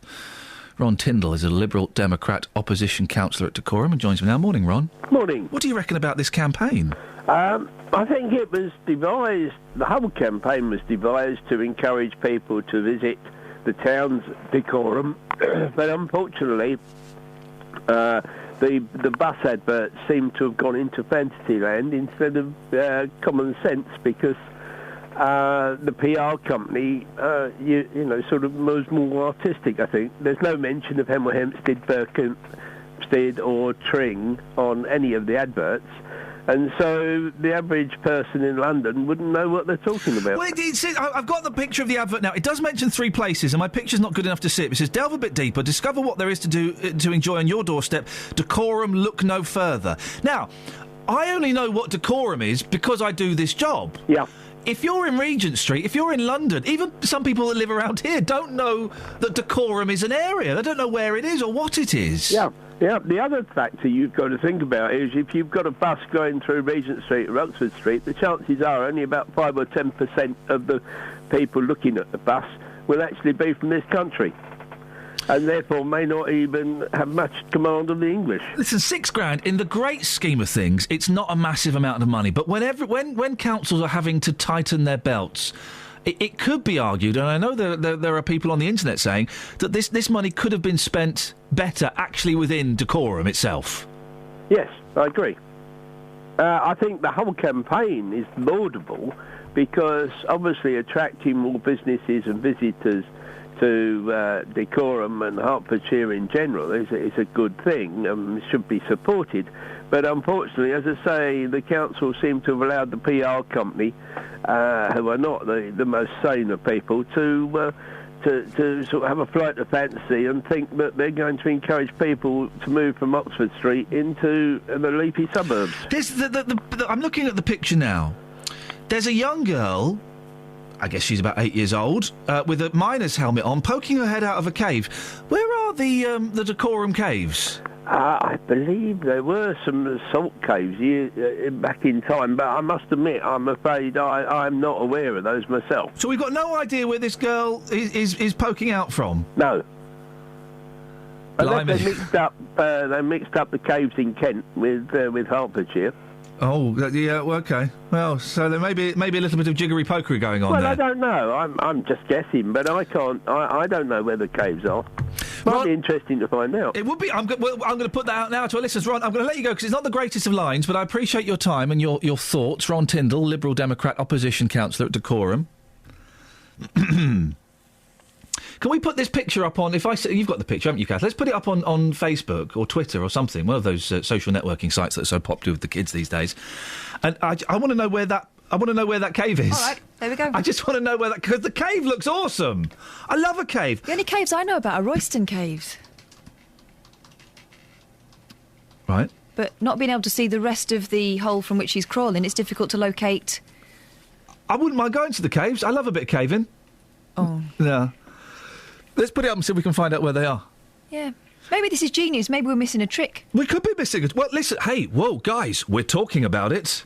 People always say, if you go, oh, yeah, no, you know, such and such an advert is rubbish. Ah, yeah, but you're talking about it, so it's working. Well, no, it's not, because I'm not buying the product. I'm saying it's rubbish. And also, the advert just says Dacorum, and we found that people walking around the streets of Luton, which is not a million miles away, had been to Dacorum without realising, had no idea what Dacorum was. In its defence, it does have 3 place names at the bottom that my photograph is not good enough to take, to see. So I'm going to we'll have a little investigation on the internet, see if we can find out what those 3 places are.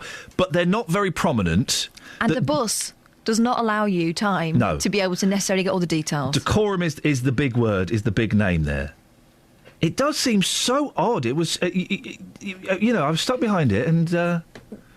Could it be that the bus has been put on another route and normally it goes somewhere else? Possibly, but then they're wasting their money. That's £6,000 wasted. Or at least a portion of it. 08459 455 555. Where on earth are the caves in Dacorum? And how on earth do we persuade Catherine Boyle to go down there? I'm not going down a cave. I don't like enclosed spaces. It's not that... She's an 8-year-old kiddie. She's in there. No, don't like it. She's tiny. I'm bigger than an 8-year-old kiddie. Yeah, that's true. And I don't like it. I don't like anything that involves hard hats. What, like construction? No, any supposedly fun thing that involves hard hats. What, like the YMCA? The village people, they involve a hard hat. And they're fun. Well. Come on, guys. Come on, it was fun ones. The, Young man, there's no need to feel down. That's not my favourite one. My favourite one is Macho Man. Oh, my favourite man is do the milkshake. Do the milkshake. So, but the Y, the M, the C doesn't work for me. Why? With the dance. And the A. Well, you're doing it wrong. Why? Are you bending your inner arm inwards? You should be... Y-M-C. You're doing a G. Doing a G. Oh, the YMGA. C is this way. Y-M-C. That's I've it. never done that. I always thought you had to do it. I thought the rules of the village people were you had to do it over your head. No, what are you talking about? That's a G. Y. Yep. M. Yeah. C. Arm out. A. Oh, I like that. See, every day's a school day, innit? I've been doing it wrong for the last 40 years. Oh, that's why you'll never get invited to discos. Yeah, that's why I got kicked out of the village people. That and because I lost my chaps. Travel news for beds, cards and bugs. BBC Three Counties Radio. Very heavy at the moment on the A1M heading southbound, just at junction 8 for Stevenage, and the M25 heading anti-clockwise, very slow moving on the speed sensors between junction 21, the M1, and junction 20 for Kings Langley. Also very slow heading anti-clockwise between 17 at Maple Cross and junction 16 for the M40. In Beaconsfield, it's queuing at the moment on the A355 between London Road and junction 2 for the M40. There was an oil spillage there earlier on, and now some clearance work is taking place. So far, checking on the trains, everything's running well. Nicola Richards, BBC Three Counties Radio. Across beds, hearts and bugs. This is BBC Three Counties Radio.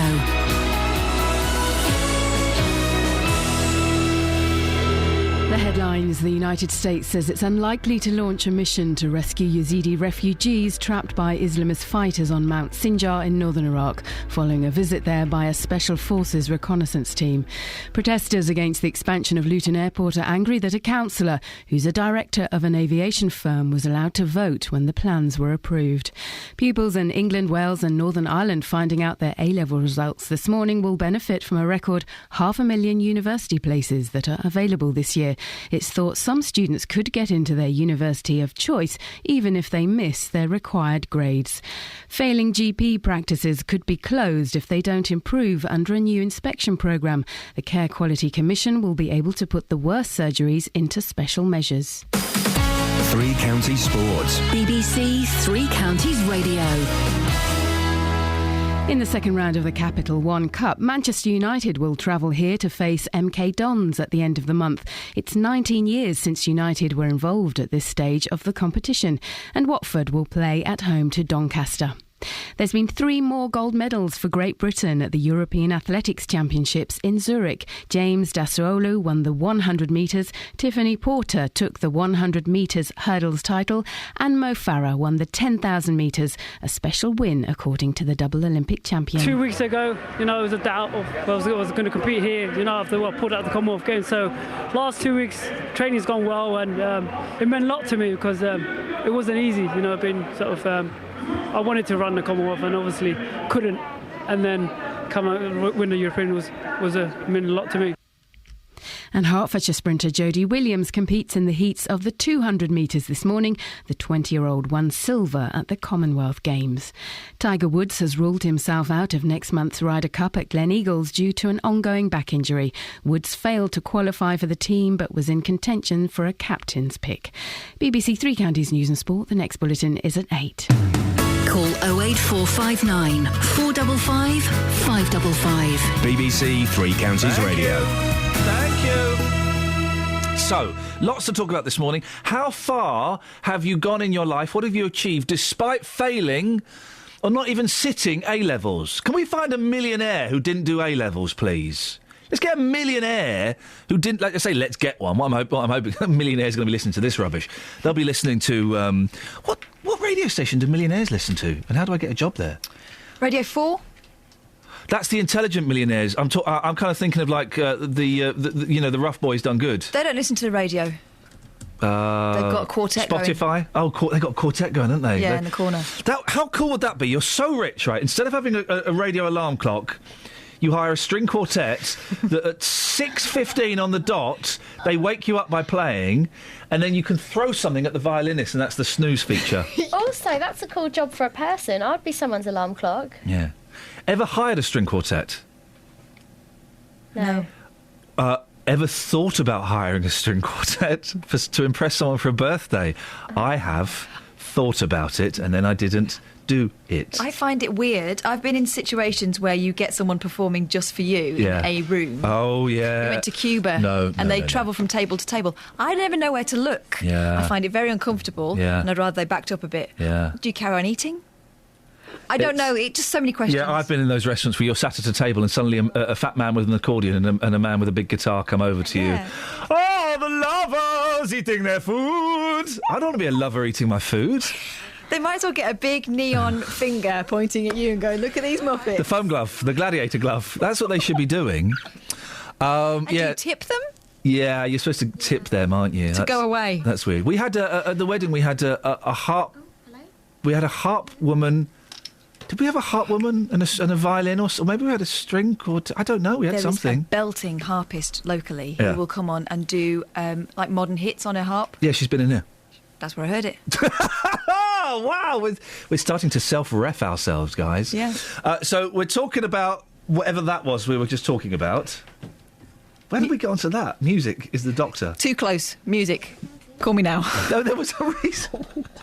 There was a reason we were doing that. Anyway. Oh, we're talking about what radio do millionaires listen to? Work backwards. Millionaires. Can we find a millionaire who didn't get any A-levels, please? 08459 455 555. Your favourite noise and what is it? And also, where on earth are those caves in Dacorum? Well, John's on the line. Good morning, John. Yeah, good morning. John, where on earth are these caves in Dacorum? Well, I haven't the foggiest idea, but my wife, Anne, was listening to your programme, and she said, is it Extreme, which is a kids' thing up the top of Hemel there, where you pay to go in? I think a child got stuck in them a year or so ago. Or could it be the treacle mines that my granddad used to tell me about,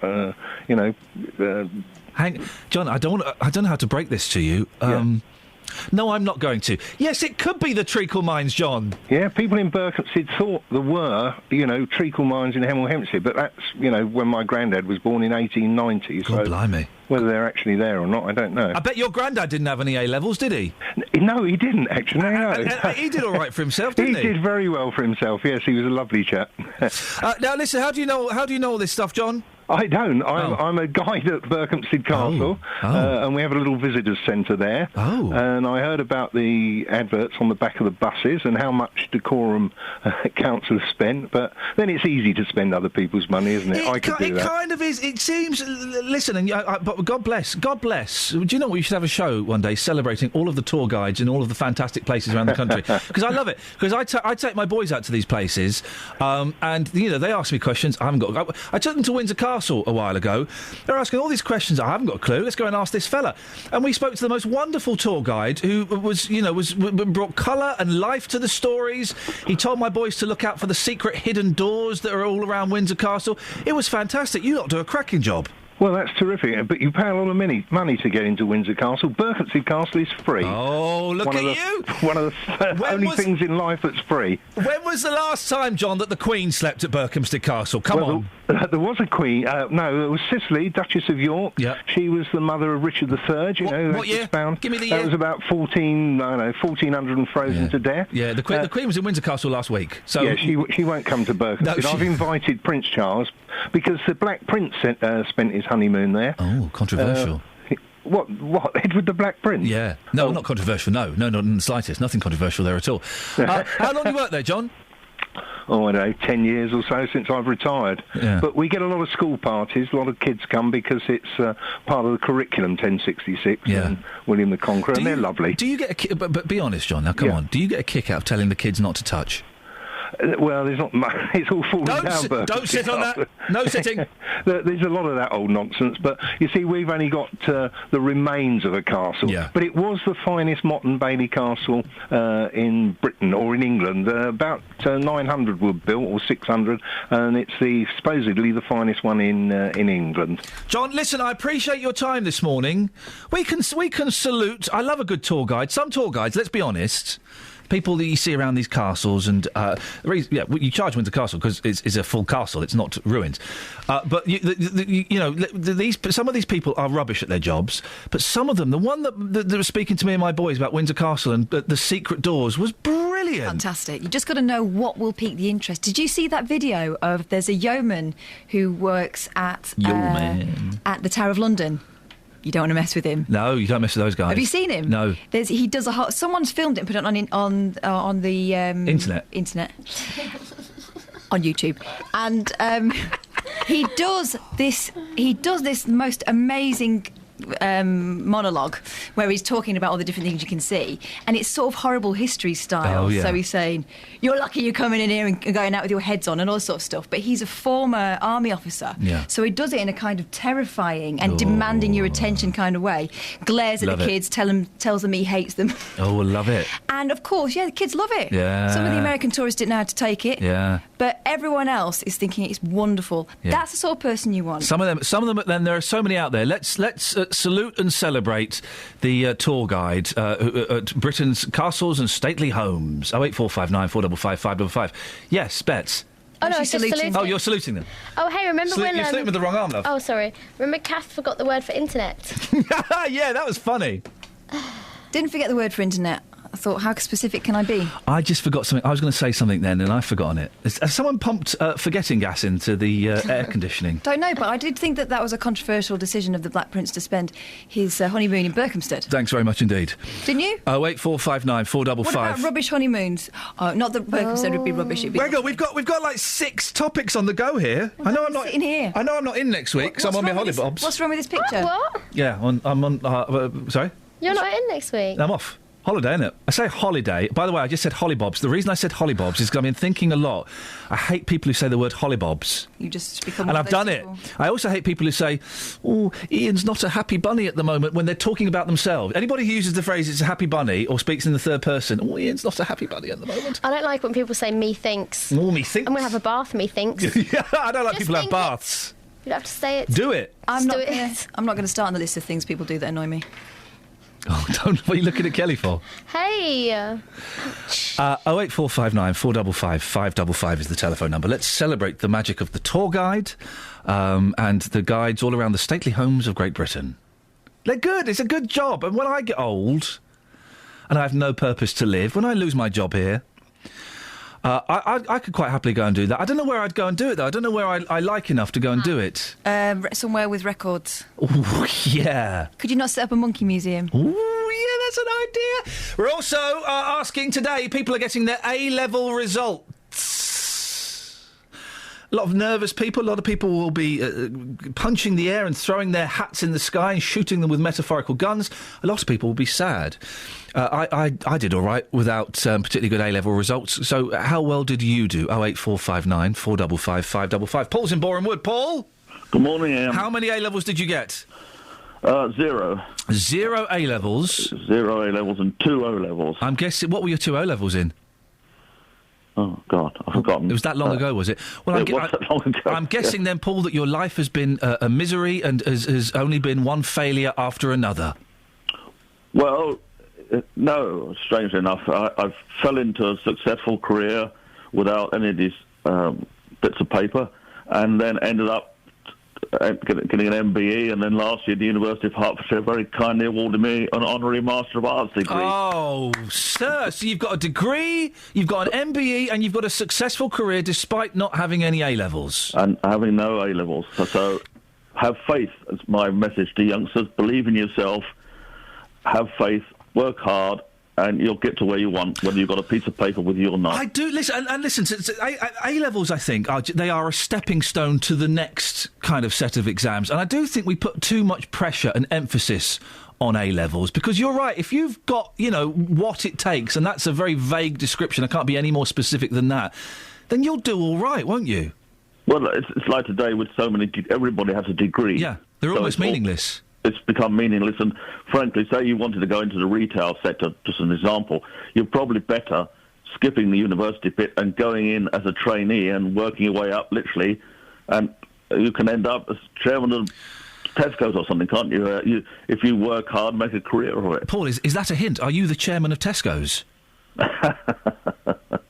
Can I ask, what did you do to get an MBE? How did you achieve that? That was given to me in 1997 for having chaired the campaign for 8 years to save Elstree Film Studios. Ah, of course, yes. Oh, well done, fantastic. And do you... I would be very tempted to sign every letter as Iain Lee, MBE. Do you do that? Do you kind of, wave it under people's noses a little bit? No. Since the day they pinned it on me at Buckingham Palace, I've never worn the medal. I'd be going down to Tesco's with my medal on. I'd be going to the local paper shop. Have you seen my medal? It's an MBE. Yes, I'll have the Sun, please. Paul, listen, I appreciate your call. Thank you.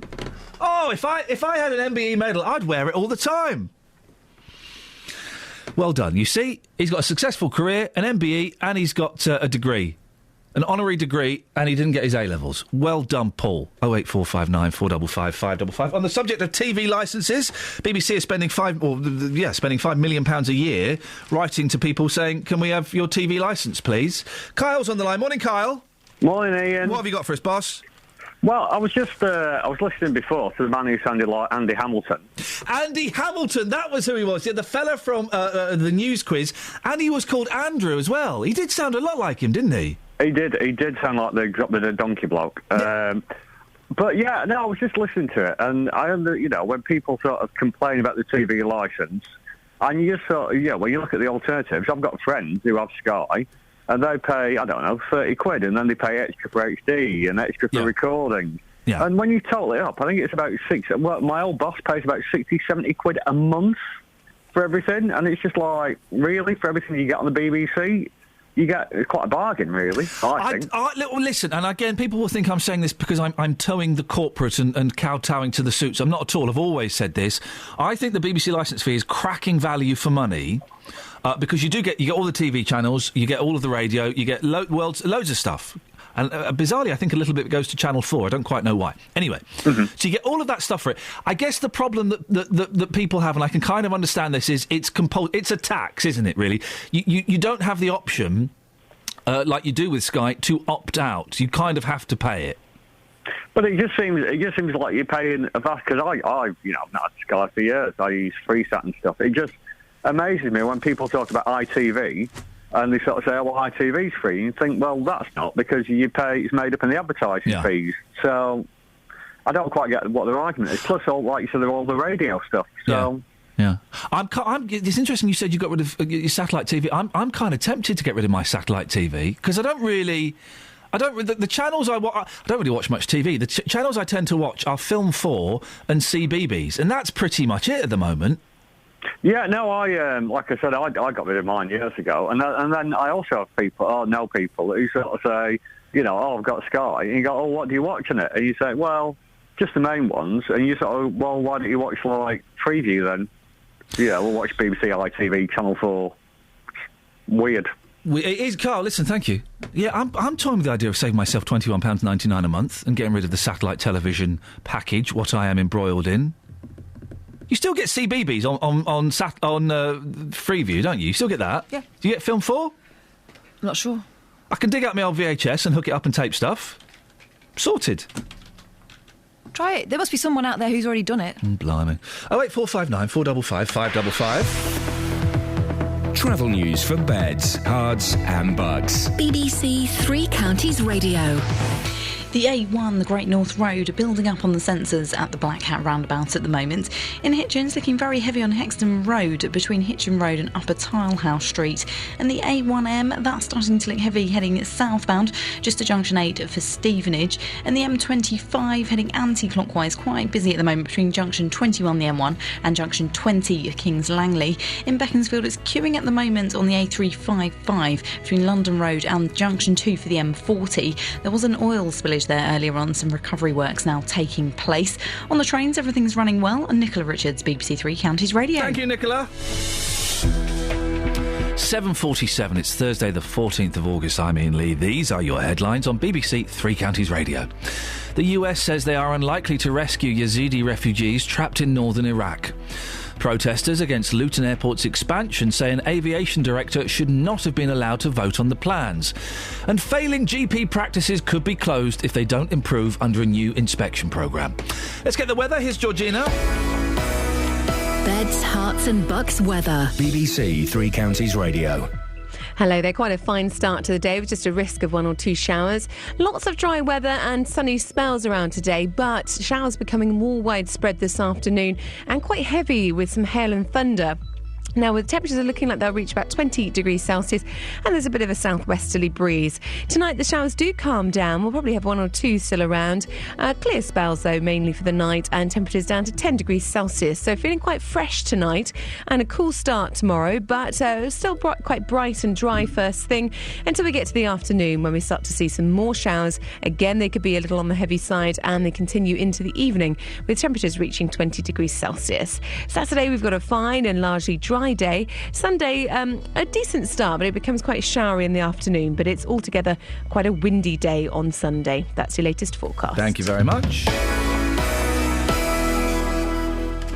Nick Coffer, across Beds, Hearts and Bucks. On Friday, as part of our big tour, I'll be live from the Hertfordshire village of Flamstead. 2002, we held the first one. We had 76 scarecrows on display. It's the annual Scarecrow Festival, and I'll be attempting to make my own scarecrow for the competition. Well, you get a couple of black bin liners and stuff them with straw, and then have one attached to the top inside. Plus, I'll find out the link between space comets and the straw people, have a look at the local history, and speak to those who make the event happen every year. What a great way to get people into a local village. Nick Coffer. Live from Flamstead, Friday from midday, here on BBC Three Counties Radio.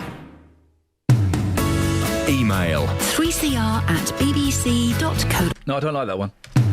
Call 08459 455 555. BBC Three Counties Radio. What? Oh, don't say that in my ear just before we're about to go on it and then mime it. You can't do that. Just a helpful hint. Thank you very much indeed. One of my favourite guests over the last few months was David Bikini. He's the Luton man who's so fed up of having to negotiate his way around cars that are parked on pavements, he started his own campaign. Now, David, remind me, you're in a wheelchair, aren't you? Yeah, well, yes, a mobility scooter. Mobility scooter, excuse me. And so, just remind us, what does Dad Pop stand for? Disabled against the drivers parking on pavement. I love it. And where did you get the idea for Dad Pop? It just came into my head one Saturday morning before, sometime in March. And this is brilliant, all right, because as someone who has to push his mum around in a wheelchair from time to time, one of the most annoying and inconsiderate things is when cars are parked on the pavement, that's fine, but they've not left enough room for wheelchairs to get past. Yeah, it's that's awful. Yeah, and it's not only that, they leave their wing mirrors out so that once you get past there, you're liable to crack your arm or your body on a wing mirror that's stuck out. And so just remind, and I genuinely think this is, I think, A, you're a great sport, and B, this is a cracking campaign. So remind us exactly how you've been policing this, what you've been doing. Well, what I do is out on the road, I have a camera that is fitted to my mobility scooter, which is on a video link, and I video everything that I do during the day. And then what I'm hoping to do is to transfer it back onto our page so that people can see just how other drivers leave their cars and inconvenience people. And have you had much success? Have you had, people kind of saying, do you know what, I'm really sorry, David, I'm glad you've pointed this out to me? Yeah, very much so. Very much. Once people realise that they are causing that kind of an inconvenience, there are many people who do apologise. There are many people who don't, who just turn around and say, up yours. Yeah, you've had a bit of abuse, haven't you? Quite a bit over the years. Why would anyone... I don't understand why anyone would do that. Well, hang on a second. Let me investigate further. Are you quite rude in your approach? I'm not rude, but I'm quite sharp. I've just gone onto the Dad Pop face page now, and who was that in the background? Was that a little cat? Yes. Who's that? That's Solo. Solo. All right. So we'll tell Solo to keep the noise down, David. We're trying to do an interview here, mate. We can't have cats going off in the background. It's facebook.com. I think I've got this right. /Dad Pop Luton. You got it. You got 121 likes. Yes. And you've got some pictures up on here. I mean, I've just clicked on one here. There's a Renault. A Vauxhall Corsa. Yeah. And you just think, what on earth are they thinking? And I mean, when there's a car like this that is parked completely on the pavement, what do you do? How do you as someone in a mobility scooter cope? Do you have to go back and go on the road? What I do now, I've got to the stage now where I'm looking in advance to see these inconvenience cars, and then when I get to a drop-down curb, I have to go back on the road and go round the car on the road, which is... not only inconveniences me, but it puts other car drivers at danger as well because they've got another obstacle to avoid. Couple of white vans as well doing... very much so, yes. Yeah. Yes. The white man band's got an awful lot to answer for in this country. It really... people might think, oh, for goodness sakes, get a life. But this really does impact on a significant number of people, doesn't it? Yes, it does. It doesn't just inconvenience the disabled that have got mobility scooters, but the blind people. There are people that walk around with walkers that are not so stable on their feet. Mothers with children when they're going out shopping and they've got a young, a child in a buggy and a young child walking. And when those people have to go past cars that are parked on the road, I've seen many times people that have to go on the road in order to avoid, squeezing through a space that's hardly big enough to get through. And it's really rude for the driver to think that, it's our car, we can park where we like, which is the way a lot of people do think like that. Now, last time we spoke, David, I've just tweeted a little link to your page, so hopefully you'll get you've got 121 likes at the moment. Hopefully you'll get a couple more. Last time we spoke, you were going to take this national. Yes, What's I'm still happened? trying. Well, because of my unfortunate inability to operate the computer the way I would like to, being at my age, I'm not able to do things I want to do, and I just desperately need assistance. What I'm looking for is somebody who's got a computer, who's got a sharing program on their computer. A sharing program? Yes, I've got a program on my computer called TeamView. Right. And what does that do? TeamView is a program where if you've got it loaded onto your computer, a phone call to me to say, right, I've got TeamView up and I've got TeamView up, that makes two people. One of them's got a code word on their computer. They pass that code word to the second party.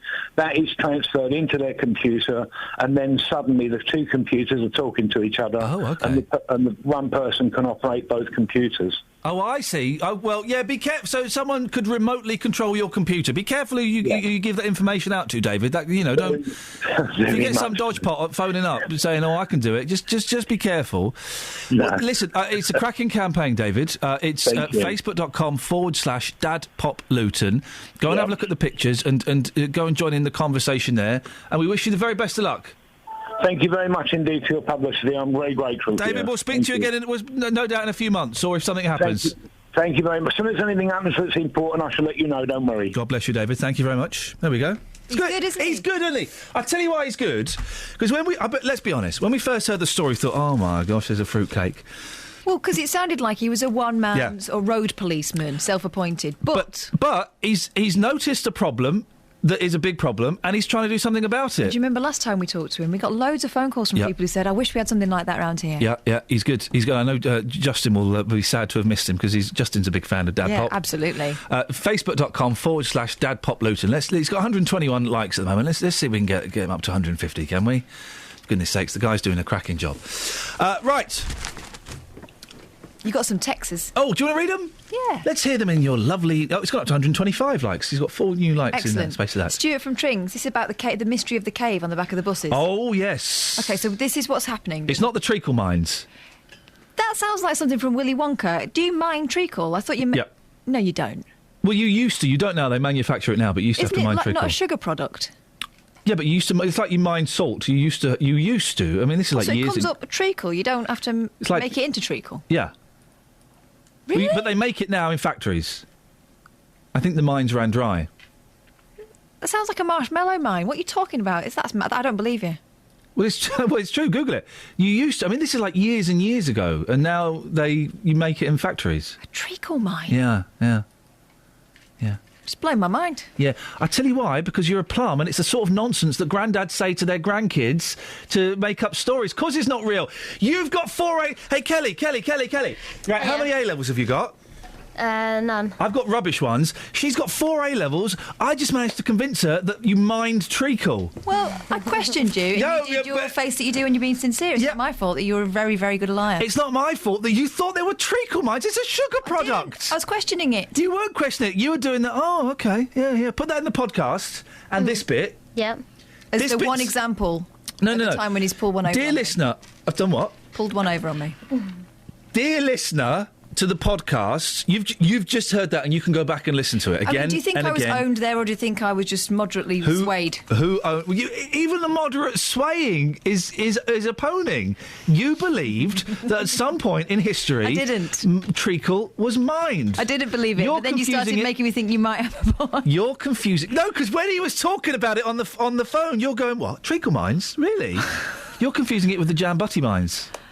Oh yeah, I've seen them. I used to work down one. Oh, you're being mean because Kath trusted you with information. Iain.lee at bbc.co.uk, dear podcast listeners. She was well and truly pwned there, wasn't she? But by the way, we're still great friends, and it's all just a little bit of theatrical bants. Anyway, about this mystery cave. Yes. Stuart from Tring says, is this cave actually the Hemel sinkhole? Oh, a little bit of satire. No, it's not. That's been filled in.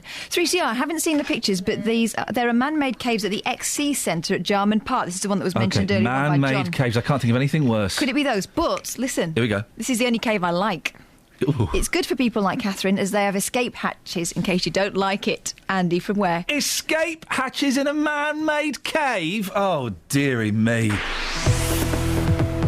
Travel news for beds, cards and bugs. BBC Three Counties Radio. Rather slow moving at the moment on the A1, the Great North Road, heading southbound at the Black Cat roundabouts where those roadworks are continuing. The A1M's rather slow moving just around junction 7 for the A602, and the M25 heading anti-clockwise very slow at the moment between junction 17 at Maple Cross and junction 16 at the M40. In Beaconsfield at the moment it's queuing on the A355 between London Road and junction 2 for the M40. There was an oil spillage a little earlier on, and now some recovery work is taking place. On the trains, everything's running well. Nicola Richards, BBC Three Counties Radio. Thank you, Nicola. Gosh, what a lot to talk about. The TV licence. Do you think it's fair to pay it? My favourite this morning, though, is how far have you got despite having no or bad A-levels? Local and vocal across beds, hearts and bucks. This is BBC Three Counties Radio.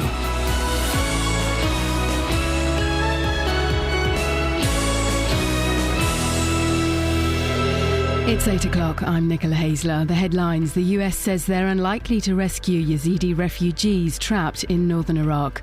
Protesters against Luton Airport's expansion say an aviation director should not have been allowed to vote on the plans. And A-level students finding out their results today will benefit from an extra 30,000 places this year. BBC Three Counties Radio. The United States says it's unlikely to launch a mission to rescue Yazidi refugees trapped by Islamist fighters on Mount Sinjar in northern Iraq, following a visit there by a Special Forces reconnaissance team. The Pentagon says they found fewer people than expected, and those remaining were also in a better condition than feared, as Jim Muir reports from northern Iraq. 24 hours ago, the belief was that there were tens of thousands trapped there in very dire conditions. Well, the mission on the ground seems to have established, at least to their own satisfaction, that it's down to a few thousand trapped Yazidis and that their conditions are not as drastic as had been feared. They are having access to the airdrops of water and food that are happening. Both the Americans, Brits, and now the Australians and others are joining in with that effort. Protesters against the expansion of Luton Airport are angry that a councillor who's a director of an aviation firm was allowed to vote when the plans were approved. The group Hertfordshire Against Luton Expansion put in a formal complaint that Councillor Tahir Malik didn't declare an interest, but that's been rejected after an investigation. Andrew Lambourne is from the campaign group. The Vice Chairman of the Planning Committee is actually a director of a company based in Luton which makes money out of the aviation sector. Not necessarily out of Luton Airport, but out of the aviation sector. And here you've got a vote on an issue which is very much to do with the aviation sector. And, you know, somebody who is a director of such a company, I think at the very least should have said at the beginning of the meeting, Chairman, you know, I do direct a company that buys airport tickets that actually ships freight by air. Is it proper for me to remain in this meeting or should I withdraw? But that wasn't done. Pupils in England, Wales and Northern Ireland finding out their A-level results this morning will benefit from a record 500,000 university places available this year. It's thought some students could get into the university of their choice even if they miss their required grades. Today's results will also show whether the proportion of top grades is continuing to decline after 2 successive years with fewer A-star and A grades. The former Chelsea and England striker Kerry Dixon will appear before magistrates in Luton today, charged with possession of a Class A drug. The 53-year-old from Dunstable, who also played for Luton Town and Watford, has been charged alongside Kim White, who lives at the same address in Jardine Way. Failing GP practices in England could be closed if they don't improve under a new inspection programme. The Care Quality Commission will be able to put the worst surgeries into special measures, which could include new doctors being sent in or patients being transferred to other practices. And the biggest study of its kind has concluded that being overweight increases the risks of developing the most common cancers. Researchers found a link between being overweight or obese and 12,000 cases of cancer a year. Dacorum Borough Council has spent £6,000 to advertise on buses for the summer weeks, some which travel through central London. The campaign, which reads "Discover what there is to enjoy on your doorstep," aims to promote tourism for the Hertfordshire Borough of Dacorum, and there'll be more on that story in the programme. The weather mostly dry with sunny intervals to start the day, with showers developing and becoming heavier by this afternoon. Your next bulletin is in half an hour. BBC Three Counties Radio's big tour of beds, hearts and bucks. Oh, it's lovely. It's a really friendly community. All this week, we're featuring Flamstead and Markyate. People that are living in Markyate have been for generations. Friendly, because everyone kind of knows each other, because it's really small. It's all about where you live. I think it's a typical English country village. The big tour of beds, hearts and bucks. BBC Three Counties Radio.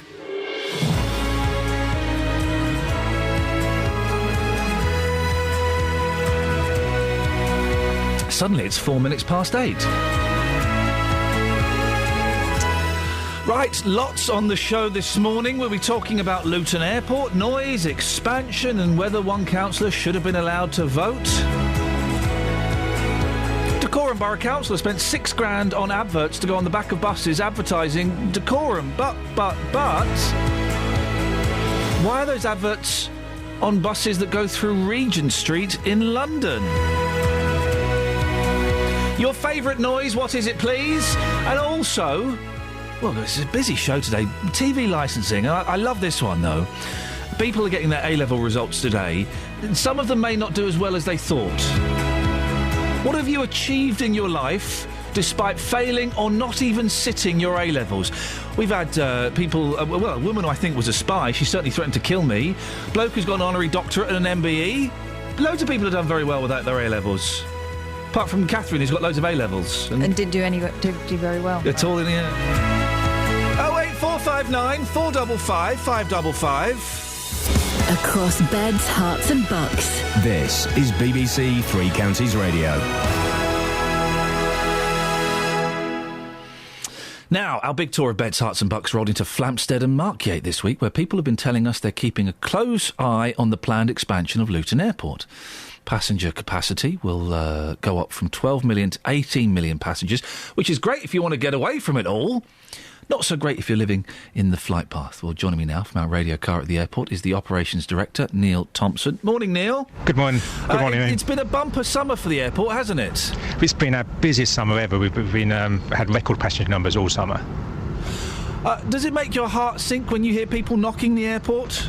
No, we work really closely with communities, and the first thing I want to say is, as the operations director and local resident, it's my responsibility to ensure that we strike a balance, one in which the airport continues to drive economic growth, inward investment and jobs for the region, but also proactively and voluntarily put measures in place that mitigate the impact of our operations on communities.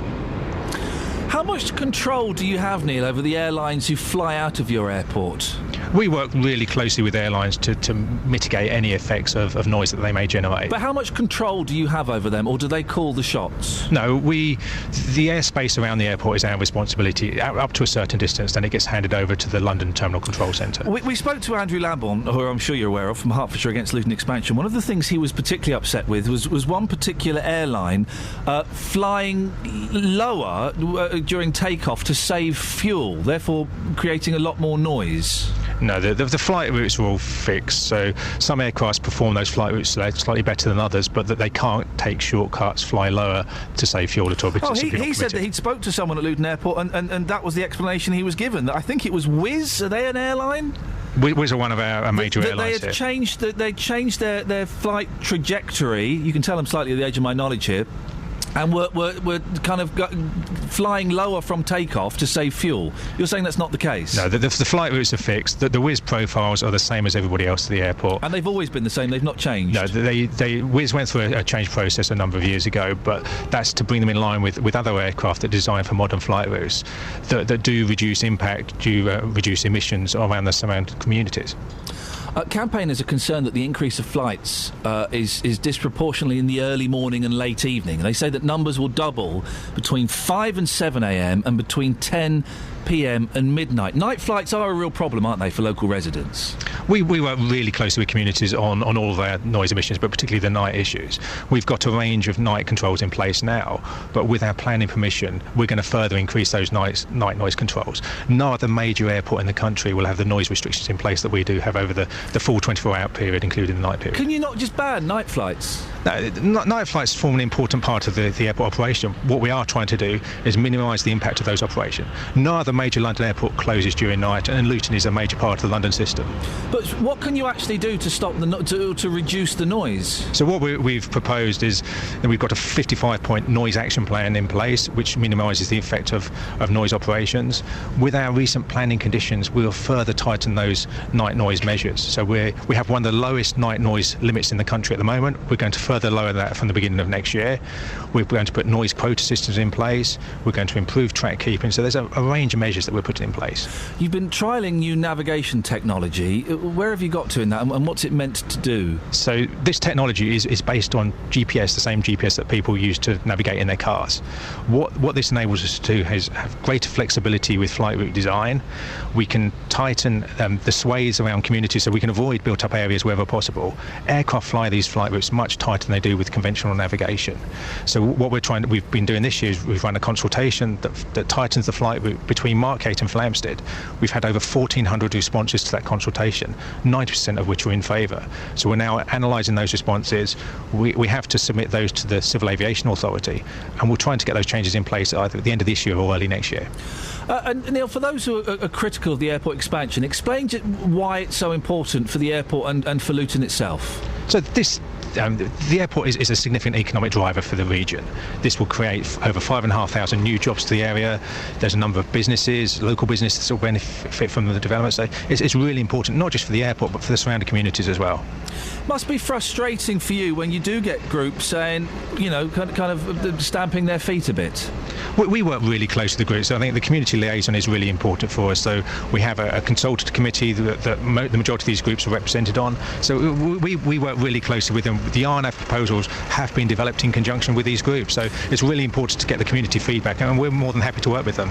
Neil, have you got like a golden ticket where you can just go up to any airline queue and say, I'm Neil Thompson, I want a free flight? Does it work like that? Unfortunately not. They usually put me to the back of the queue. Oh, man alive. That sucks, Neil. Listen, I appreciate your time this morning. Thanks for coming on. Thanks, Ian. Thank you very much indeed. As Operations Director Neil Thompson. You would think one of the perks of of having that kind of gig is you'd get a golden ticket. The golden tickets exist for aeroplanes, don't they? It's like certain. I used to have a long time ago. Don't have it now. I used to have a VIP package for a satellite television company, and what it meant was I got all the channels for free. I got 2 boxes for free, and they have that at airports, don't they? Surely there must be... The head of British Airways must have a golden ticket that he just waves as he walks past and climbs on an aeroplane. Otherwise, what's the point of having the job? Call 08459 455 555. BBC Three Counties Radio. Bob in High Wycombe says there used to be a treacle mine museum in Sabden in Lancashire. It was an offshoot of the children's TV programme. Sadly, it closed down some years ago because people stopped believing. Don't stop believing. Where was the... I lost the text about the A-levels. Where's that one gone? There was an email and a text. I'll furnish you with both. What have you achieved in your life? Let's speak to Rebecca while you find those. Well, Rebecca, here it is. Oh, you got it? Yeah, I left school with no qualifications, really despised school. I'm now a senior lecturer at university on my way to work for clearing, and I worked my way up through It's mad, isn't it? Because I don't think they make that clear enough at school. I hated A-levels. They were just... I'm not good at exams. I'm good at talking and bullshining my way through things and kind of doing stuff on the spot. But sitting and learning and doing an exam, I just can't do it. Can't do it. But they put so much pressure on you at school to do... They have to, don't they, now? Especially now, because they've got targets to reach. Do you remember the careers advisors? Yeah. What was that for? Go and work in a prison. Everyone got that. Everyone got told to go and work in a prison. Oh, I didn't get that one. What did you get? Travel agent. We had a computer printout. Oh, I told them I wanted to be an actor. Oh, yeah, but what do you really want to do? Oh, all right, thanks very much indeed, guys. But it was... the whole thing of exams, they don't... My school certainly didn't say, by the way... There are other options. There are other ways around this. This isn't the be-all and end-all. They didn't say that to me, and I wish they did. I think they really need to say that now, especially because higher education isn't necessarily something everyone can afford anymore. Yeah. And there are other brilliant routes into a career that you would really enjoy. Rebecca's in Bedford. Good morning, Rebecca. Good morning, Ian. Did you do A-levels? I did myself, yes. What happened?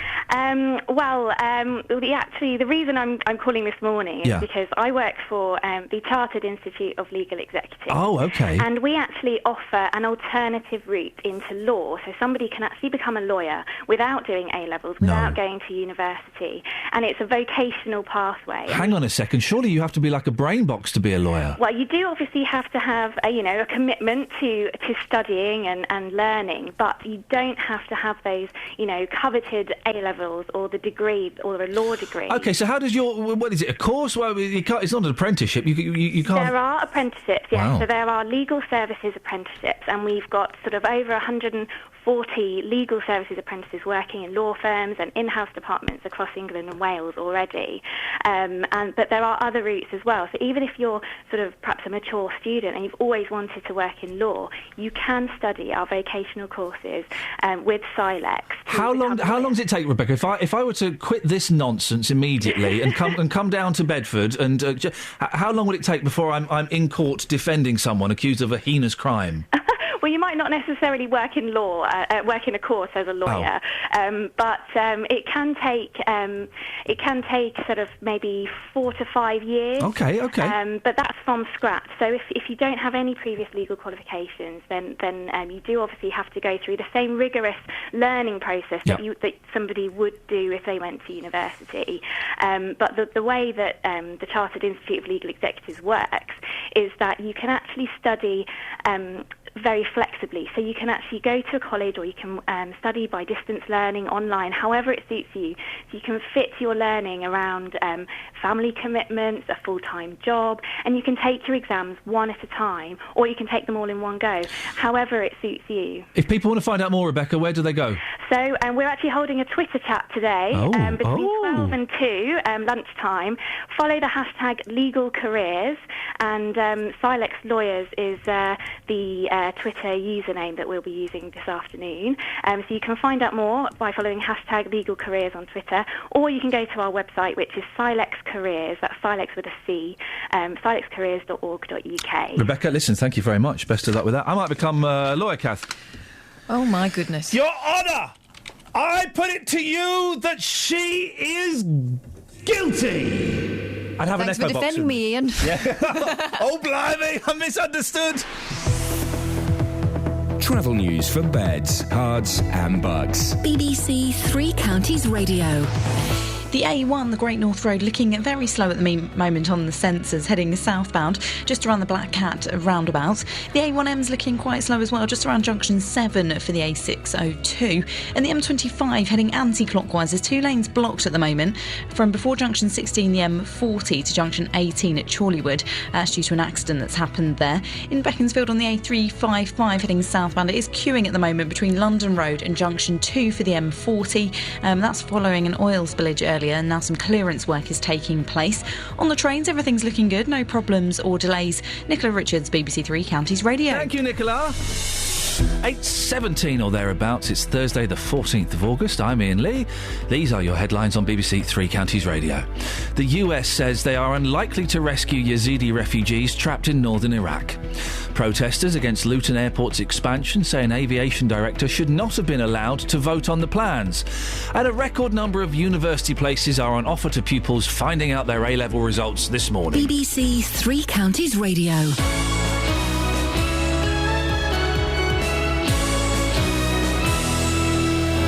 Every weekday from 3. Spend your afternoons talking about beds, hearts and bucks. It's an amazing venue. If you haven't been to Amstel Park, get along. It's absolutely beautiful. Discussing the biggest stories. In terms of our people, we've invested £5 million to recruit new nurses. In the company of friends. Howard Berry, Ian Brown, Amanda Devlin. Amanda, what have you been watching this week? I went to the Happy Days. And debating the week's hottest topics. The biggest problem is actually lack of money, lack of opportunities, poor availability of training. The use of CCTV spy cars to catch people who park illegally is to be banned. Roberto Perroni, weekdays from 3. BBC Three Counties Radio.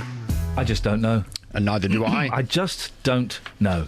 Look at you in a nice jumper today, although you have a stain on it. Are you aware of this? Yes, you know what that stain is? What is that stain? That's Ryland Clark's makeup.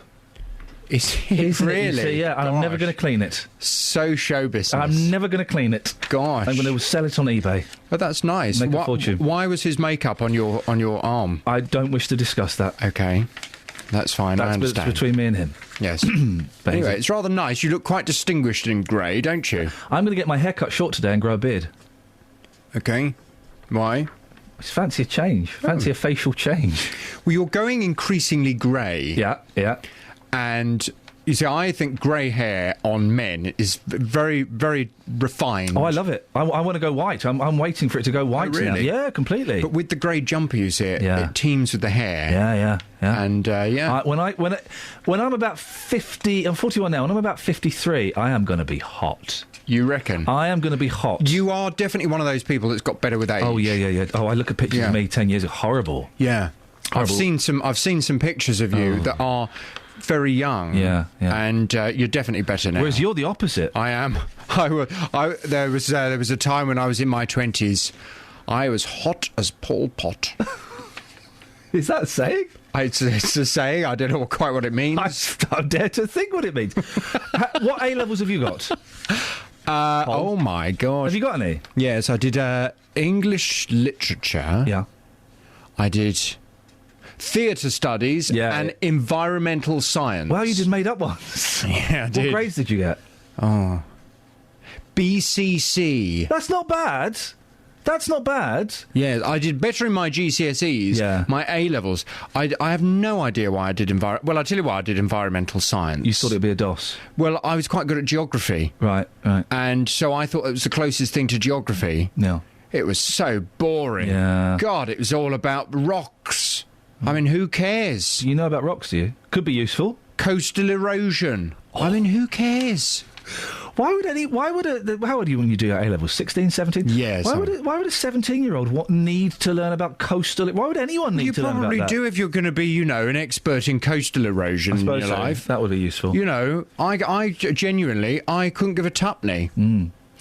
Well, now that we know, just in case there is a coastal erosion emergency in Beds, Herts and Bucks... I'm fully qualified. We know where to go to, and if maybe we might get some calls on that in the Consumer Hour, I don't know. But what's on your show at 9 o'clock? Coming up on the Big Phone in this morning, well, it's on this very subject. I'm going to be asking, would you advise today's 18-year-olds to go to university or get a job? Students across the 3 counties, they'll get their A-level results today. And there's good news. We now have a record number of places available for new students at Britain's universities. An extra 30,000 places are up for grabs on courses starting this autumn. And university heads are predicting some students could still get places even if they miss their required grades. The question is, what's the most sensible course of action now for young people leaving school and starting their adult life? $9,000 a year in tuition fees. Yeah. I don't think I would go to university now. I wouldn't. I would question it very seriously. I'm old enough that I got a full grant to go to university. Really? They paid me to go to university. Every term I'd go up to this little office and I'd get a cheque for about £400-500. Thank you very much indeed. I was too middle class. See, middle class people never get anything for free. Middle class people always have to pay the most. Oh, you do? If you're creative when you're filling in the application form. Oh. Yeah. Well, I wouldn't go now. No. $9,000 a year. No, it does sound crazy, doesn't it? I'd find a different way, personally. But I wonder whether, if you don't go to university, are you then held back in terms of your opportunities? You know, if one career that you try doesn't work out and you think when you get to your 30s or your 40s, I want to have a career change, or if perhaps you're made redundant or something like that later in life and you think, I'm going to go for something different, do you then find it difficult if you haven't been to university and if you haven't got that degree on paper? Here's something. All of you guys and gals who are going out there hoping to go and study a degree in media or broadcasting or media studies so you get a job like this. Don't do it. Save your money. Save your money, save your time. Don't do it. You'll be looked at less favourably, I would suggest. I remember when I was going to university, I phoned somebody very prominent in broadcasting, and he still works for a national station in this country. And I said to him, "What should I study at university?" He said, "Anything apart from media studies." Yeah. I said, "Oh, why is that?" He said, "Because I can tell you something now. All the job applicants we get with media studies, they go on one pile. Everybody with a more interesting degree, they go on another pile. Why would we employ someone who spent 3 years learning what they'll learn in 3 weeks on the job?" That's an excellent way of putting it. Sorry, I'm sorry. Yeah, sorry. Sorry, but it's kind of true. JVS, thank you very much. Call 08459 455 555. BBC Three Counties Radio. Delve a bit deeper. Discover what there is to enjoy on the doorstep. Decorum. That was an advert I saw on the back of a bus this week. Nice advert. It was in Regent Street in London. Decorum Borough Council have launched a campaign to get more visitors to have a delightful day out in Hertfordshire. Good idea. But will it really entice people away from the heart of one of the most popular tourist destinations in the world? And was it really worth spending $6,000 on? James Doe is the Assistant Director for Planning, Development and Regeneration at Decorum Borough Council. James, why is this advert on the back of a bus in Regent Street? Well, morning, Ian. They're not just on the backs of buses in Regent Street. We've selected our coverage quite carefully to cover an area which gives people an opportunity to come to the area of Decorum within a reasonable drive time. Now, that does extend into parts of London, but it also covers a lot of Hertfordshire. We've got buses going out of 3 depots. There's Hemel Hempstead, that's starting next week. But since the start of the month, they've been running from the Watford and the Edgware depots to cover that part of North London and a lot of Hertfordshire as well. Well, that's great, but why is it on the back of a bus in Regent Street? Well, I think some of those routes probably extend that far. We do think that Decorum has an awful lot to offer. It provides great opportunities for a day out. Oh, it does. And Listen, I'm not knocking people who want to come and not knocking Decorum at all. I think it's a great idea to get more people into the area. It just seems very odd that money would be spent on a bus that's going through central London. It starts at Clitterfield Park, it goes through Golders Green, Fortune Green Road, Swiss Cottage, Oxford Street, Regent Street, and then it goes past. It stops near Covent Garden. Pete, those are the biggest tourist attractions in the world. That's not going to get people to come to Decorum, is it? Well, there's a lot of people who live in London, obviously. London has a population of excess of 10 million. What we're trying to do is to reach out to not just to our local population, but to those a bit further afield. One of the great advantages we've got in Dacorum are fantastic transport links. Now, you can get to Hemel Hempstead on the train from Euston in around about half an hour. There are bus routes. We're just up the M1, we're just off the M25. The circulation is quite wide, and we're really trying to attract people into the area. I think Dacorum is one of the nation's best-kept secrets, and when people come and see what we've got to offer, we hope that people will want to come and stay and enjoy the facilities that are here. What the advert doesn't do, and I really want to make it clear, I'm not knocking the area at all. The area is cracking. There are some fantastic things there. I'm just scratching my head at the £6,000 this has cost. What the advert doesn't do is it doesn't really make it clear what Dacorum is. The only reason it clicked with me when I was stuck behind it outside Hamleys is because I do this show. There are people in the area that don't know what or where Dacorum is. Could the money not have been spent better in advertising on a slightly smaller scale? Well, we're doing other things to promote the area, like we're putting information into local hotels and other local facilities, so the message is getting out elsewhere. But the key thing about the advert, Ian, is it takes people to the website. Now, more and more people are using smartphones, tablets, their laptops and so on to access the information. It takes you to the website straight away, which gives you all the details of what to come and see. The other thing we've made very clear on the adverts is to show which towns are in Dacorum as well. It's really small. The towns' names are really small, aren't they? And the Dacorum is kind of is much bigger. That's right, and one reason for that is we're trying to raise the profile of the name Dacorum. For too long, we think it's just been associated with the name of the council, which has been around since the mid-1970s, but we really want to try and build up the recognition of the name, and you can only do that by really getting some effective publicity out there. How many extra hits have you had on the website since you started this campaign on the back of buses in Regent Street? Well, we're still monitoring that. We've got quite a good hit rate on the website already. We are, of course, starting from quite a low base because I think, as you've said, that the awareness of Dacorum is not that great in any case. What we'll be doing after the summer period is to monitor that level, and hopefully we'll see an increase in the hit rate and in the visitor rate as well. Well, that's the main aim, of course. £6,000 well spent, do you think, James? Well, I think it's a relatively modest amount for what's quite a prominent advertisement. I think to reach out into London. I mean, we've also done some advertisements on the mainline stations as well earlier in the year, more to promote Dacorum as an area to come and work in, to set up your business in, that sort of thing. But when you look at that, we're doing that over 69 routes. That's less than £100 a bus route. We think that probably offers good value for money. I think there are a few different posters. The one I saw has a young girl wearing a miner's helmet poking her head out of a cave. Where are those caves? Well, this is the XC Centre in Hemel Hempstead. That's a great place for young people to come and enjoy. You can do indoor caving, you can do climbing wall activities, you can do skateboarding, BMXing, all that sort of thing. There's something for everything in Dacorum. I really would urge your listeners to check out our website at Dacorum.look no further and see what we have to offer. Okay, so let's just the website is what is it? Dacorum look no further. .co.uk. That's right. Is the place to go. Dacorum, it comes up very, very quickly. Listen, maybe, James, I really hope this works, because, like I say, I'm not knocking the region at all. I think there are some cracking attractions, and it would be great to get more people there and make people more aware of it. Maybe we can have a chat in a couple of months when you've got the figures on how well the website is done. Yeah. James, thank you very much for your time. You're welcome. There we go. Cheers. Thank you very much indeed. That was James Doe, who is the Assistant Director for Planning, Development and Regeneration at Dacorum Borough Council. 08459 455 505. Not at all a knock on the region. I hope it works. I hope it does well. I'm just querying the benefit of having it on the back of a bus that goes through Regent Street and stops at Covent Garden. I wonder how it'll be noticed. Right, it's coming up to 8:30. Let's get the travel. Travel news for beds, cards and bugs. BBC Three Counties Radio. In Hitchin, it's looking rather heavy on the speed sensor at the moment on Hexton Road between Hitchin Road and Upper Tilehouse Street. The A1M's looking quite heavy heading southbound just around junction 7 for the A602, and queuing at the moment on the M25 heading anti-clockwise from before junction 16 the M40 to junction 18 at Chorleywood following an accident there. In Boreham Wood on camera looking quite heavy on the Barnet bypass between Stirling Corner, Mill Hill Circus, and in Beaconsfield still queuing on the A355 between London Road and junction 2 of the M40. That was following an oil spillage earlier.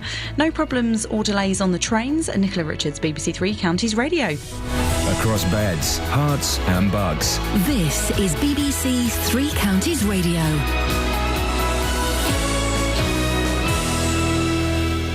The headlines: the United States says it's unlikely to launch a mission to rescue Yazidi refugees trapped by Islamist fighters on Mount Sinjar in northern Iraq, following a visit there by a Special Forces reconnaissance team. Protesters against the expansion of Luton Airport are angry that a councillor who's a director of an aviation firm was allowed to vote when the plans were approved. All GP practices in England are to be inspected and given a rating. Those considered by the Care Quality Commission to be inadequate could face closure. Israel and representatives of Palestinian groups have agreed to extend the 72-hour ceasefire in Gaza, which ended last night, for a further 5 days. And pupils in England, Wales and Northern Ireland finding out their A-level results this morning will benefit from a record 500,000 university places that are available this year. Three Counties Sports. BBC Three Counties Radio. In the second round of the Capital One Cup, Manchester United will travel here to face MK Dons at the end of this month. It's 19 years since United were involved at this stage of the competition, and Watford will play at home to Doncaster. There's been 3 more gold medals for Great Britain at the European Athletics Championships in Zurich. James Dassuolo won the 100 metres, Tiffany Porter took the 100 metres hurdles title, and Mo Farah won the 10,000 metres. He says he didn't want to let people down after missing the Commonwealth Games in Glasgow. All the people bought tickets and everyone else, I let them down in a way because, I said I was going to be there, and then unfortunately I couldn't be there because, I was nowhere near sort of in terms of my shape, and I wasn't 100%. Sometimes it's harder because, all the people come out in terms of supporting, buying tickets, they want to come and see you. And Luis Suarez will find out this afternoon whether his appeal to overturn a 4-month ban for biting has been successful. The Court of Arbitration for Sport is expected to announce a decision around 2 p.m. There will be no Tiger Woods in the US Ryder Cup team next month after the 14-time major winner ruled himself out of contention because of injury. Woods has been told to treat his back and allow it to heal and will not go to Gleneagles. And from 9 a.m. on the big phone in, JVS is asking, would you advise today's 18-year-olds to go to university or to get a job? Your next bulletin in half an hour. Call 08459 455 555. BBC Three Counties Radio. Hey, it's a busy show this morning. Can I reintroduce? We talked about this earlier and then we've kind of let it slip a little bit. Can we reintroduce for the last 30 minutes the BBC licence fee? It was in a lot of the papers yesterday, so of course it's in the Daily Mail today. I'm sure if you missed the story today, you'll probably be able to read it in the Express tomorrow. The BBC sends out almost 100,000 letters every working day threatening viewers with jail unless they pay the TV licence fee. I don't know if that's threatening or not. I mean, it's saying that's what will happen. They spend is it £5 million a year? The equivalent of 34,000 licence fees. Send these letters out. Now, I think the way that the licence fee is done, I think it's very old-fashioned. I don't think it necessarily works in 2014. When we all have choice, when we have mobile phones we can watch television on, when we have Sky and Virgin and other systems that we can subscribe to, the TV licence or the tax is perhaps not quite the greatest way of doing it. There needs to be an opt-in, opt-out system, surely. But hang on, that wouldn't work because you can get Radio 1 in your car. It's a tricky one. I don't mind paying £145 a year for the BBC, and I'm not just saying that because part of that goes towards my mortgage. It does, but, I've been saying this for years when I used to work in commercial. I still think the licence fee is cracking value. Do you begrudge paying the licence fee? Do you think it should be scrapped? Or is there a better way of doing it? 08459 455 555. That's one thing. Another thing we've been talking about, lots of young people are getting their A-level results today. Oh, the tension, the anxiety, the disappointment, the tears, the laughter, the joy. I did really, really badly in my A-levels. Both times I took them, did terribly. I did just enough to scrape through. I got an E and a B. I failed 2 others. It's enough to scrape through and get where I needed to go. So today we are asking if you have succeeded or achieved something in your life despite failing A-levels, despite not even sitting them. Could you give us a call and tell us what happened to you? 08459 455 555. Dave Luton, I suspect you got loads of A-levels. You have? Yeah, mate. Yes, in public speaking, English language, maths, lying, all of those things. Yeah, A-levels, B-levels, W-levels. Y levels. Y levels. Yeah, why? Yeah, why? Why? Yeah, why? Yeah, why? But answer me a question. OK, Dave, you ask it and I'll do my best. OK, please do. Well, you ask it and I'll see what I can do. Right. I'll have a go.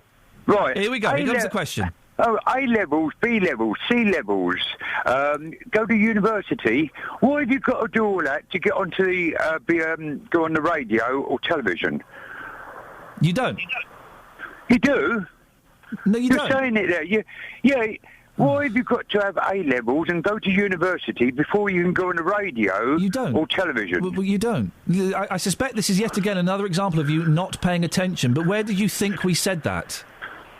Well, it's been given the impression by you. When?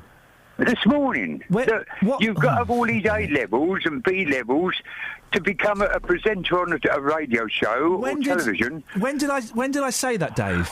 I didn't. But this is the impression we've given. No. By everyone. No. Hang on a second.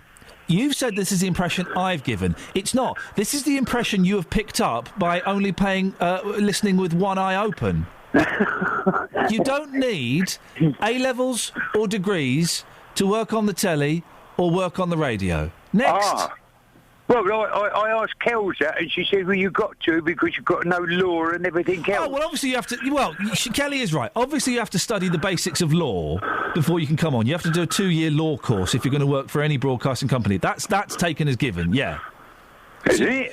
Well, of course you do. You have to know the legal law. Oh, dear. Yeah, of course. Well, and then there's... I mean, and everybody here has done an 18-month presenting course.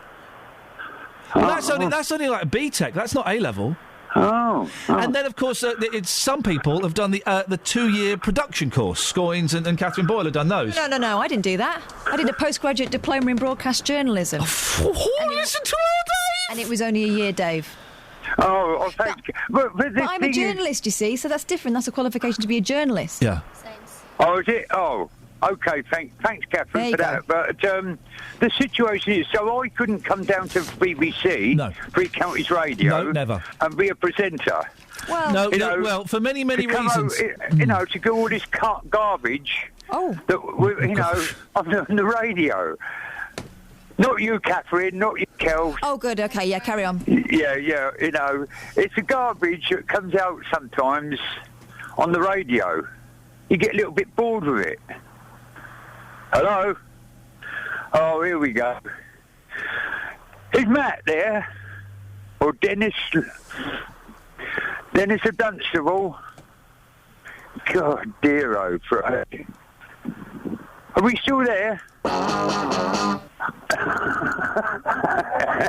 Listen, have you got A-levels to go on and play that garbage? Yeah, a load of garbage. I can do that.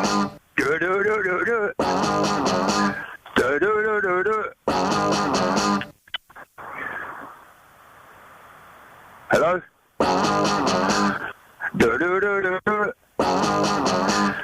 And they call this A-levels on the radio. Cheerio. Nice to talk to you, Kath and Kelly. Bye then.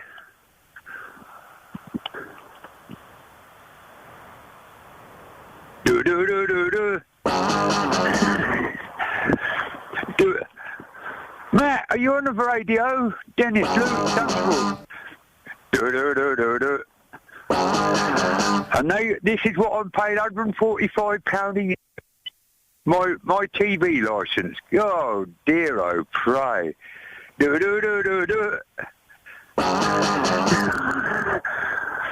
Just wasting up the time, isn't it? Oh, dear. It's raining.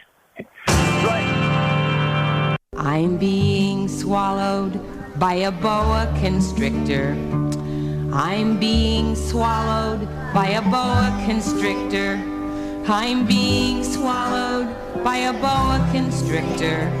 And I don't like it very much. Oh no, he swallowed my toe, he swallowed my toe. Oh gee, he's up to my knee, he's up to my knee. Oh fiddle, he's reached my middle, he's reached my middle. Oh heck, he's up to my neck, he's up to my neck. Oh dread, he swallowed my...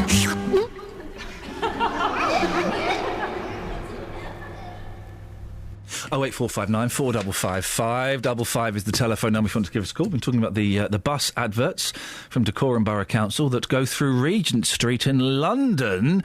There's a picture of a young girl wearing a helmet climbing out of a cave. It looks awesome! But where is the cave? Lorraine knows, don't you, Lorraine? I do. You work there. Good morning. I work for the company that oversees all the leisure facilities in Hemel Hempstead, and that happens to be one of them. So tell me exactly where this cave is, and is it as awesome as it looks? It is. It's at the XC Centre at Jarman's Park, Hemel Hempstead, which is just beyond Tesco's and next door to the athletics track there. Beautiful, beautiful. What? These are man-made caves. They're not proper caves. No, they are indoor organic caves, and they are one of the largest in the world. It measures 150 metres, stretching through twists and turns. And it's for everybody, youngsters, older, guys, people that just want to challenge. Older guys, you mean me? That's what you're saying. More like me. I'm a bit of a claustrophobic myself. Well, this is the thing, because producer Catherine is what I don't want to say coward, because it's a proper thing. But you don't like enclosed spaces, do you, Catherine? I don't like the idea of it. Why would I put myself in there? Well, sell it to her, Lorraine. But basically, we have loads of people coming in to use the caves to conquer that fear. The actual facility's got skate park, climbing walls, caves and high ropes. And loads of people come along, and they come for enjoyment. They come as a group. They come as birthday parties, just during the holidays. But a load of people come along because they want to conquer that fear. And all the trained guys there, it's amazing how people come away saying, I want to go back again. Is it true you've got escape hatches? Got what, sorry? Escape hatches. So there are escape hatches, definitely escape hatches. The centre was featured on BBC News when it first opened 3 years ago. Their action man, the sports fella, went there and went through the caves, and he showed him coming out one of the hatches. Definitely got escape hatches, and there's somebody there to help all the way. Have you got any treacle mines there? Any what, sorry? Any treacle mines, where they mine the treacle? No, I'm afraid not. Okay. That would be that might lure a few more kids in. There you go, you see. Away from McDonald's. And they'd never be able to leave because it's so sticky. Exactly. No. Lorraine, listen, I appreciate your time. Thank you. It does sound like a cracking place. And again, the reason we're doing this thing is not because we don't want to knock the area at all. The area is great. There's loads of great stuff. There's caves there with escape hatches that even you could go in. Sounds awesome. It's just, why would you put it on the back of a bus in Regent Street? That's what's left. What's on Regent Street? What, Madame Tussauds? No. What? Shops? Madame Tussauds is not Regent Street. It's in that London, That's on Marylebone Road. Right, okay. It's on the Marylebone Road. So what's on Regent Street that you're already there for? And what I'm trying to illustrate is it's a thriving, buzzing metropolis full of life. The Apple Store. Oh, shops. Hamleys. Yeah, big shop. And loads of other shops. The Banana Republic is there. I think there's a Gap Kids. I've thought of the genius of this. Yeah. It's hell with a lid off, isn't it, sometimes, on a Saturday? Regent Street. Well, yeah. You're stumbling over people. You can feel like you just want to break out of there for some fresh air. And where better than down a cave in Dacorum? Or maybe you'd like to wander along the beautiful ruins of Berkhamsted Castle, honeymoon location of the Black Prince. Some nice coffee shops around there as well. Hemel Hempstead's looking nice this time of year. Especially now they've done it up. Let me know when you want me to bail you out. I'm trying to think of what else we've mentioned. Oh, Tring Museum. Tring Museum. Where else can you see a fly with a jacket on? They do got them. I didn't see them. They were too small. I need to go back. But it'll cost you nothing and terrify your children, because those polar bears is big. Visit Dacorum. It's lovely, and it's not London. Travel news for beds, cards and bugs. BBC Three Counties Radio. The A1M looking rather slow moving, heading southbound just around junction 7 for the A602. Heavy moving on camera on the Barnet bypass between Stirling Corner and Mill Hill Circus. Just having a check on the M25, easing off a bit now, heading anti-clockwise from before junction 16 in the M40. Still queuing at the moment on the A355, heading southbound between London Road and junction 2 for the M40. And taking a look so far at the departure boards for the trains, everything's running well. No reported problems or delays. Nicola Richards, BBC Three Counties Radio. I'm thinking, Nicola, of getting my hair cut short and growing a beard. What do you reckon? Do it. Always do it. Thank you very much. Show! Double thumbs up. The Thumbs Up Fun Award from Nicola there. I like your beard. It shows where your face is and where it ends. Surely my ears, my hair and my chin do that. Wow. They're the face frames. Oh, gosh. I have to work out what that means. It's 8:46. It's Thursday, the 14th of August. I'm Iain Lee. These are your headlines on BBC Three Counties Radio. The US says they're unlikely to rescue Yazidi refugees trapped in northern Iraq. Protesters against Luton Airport's expansion say an aviation director should not have been allowed to vote on the plans. A record number... I'm going to already, I've seen it. A record number of university places are on offer to pupils finding out their A-level results this morning. 08459 455 555. Take your calls before 9.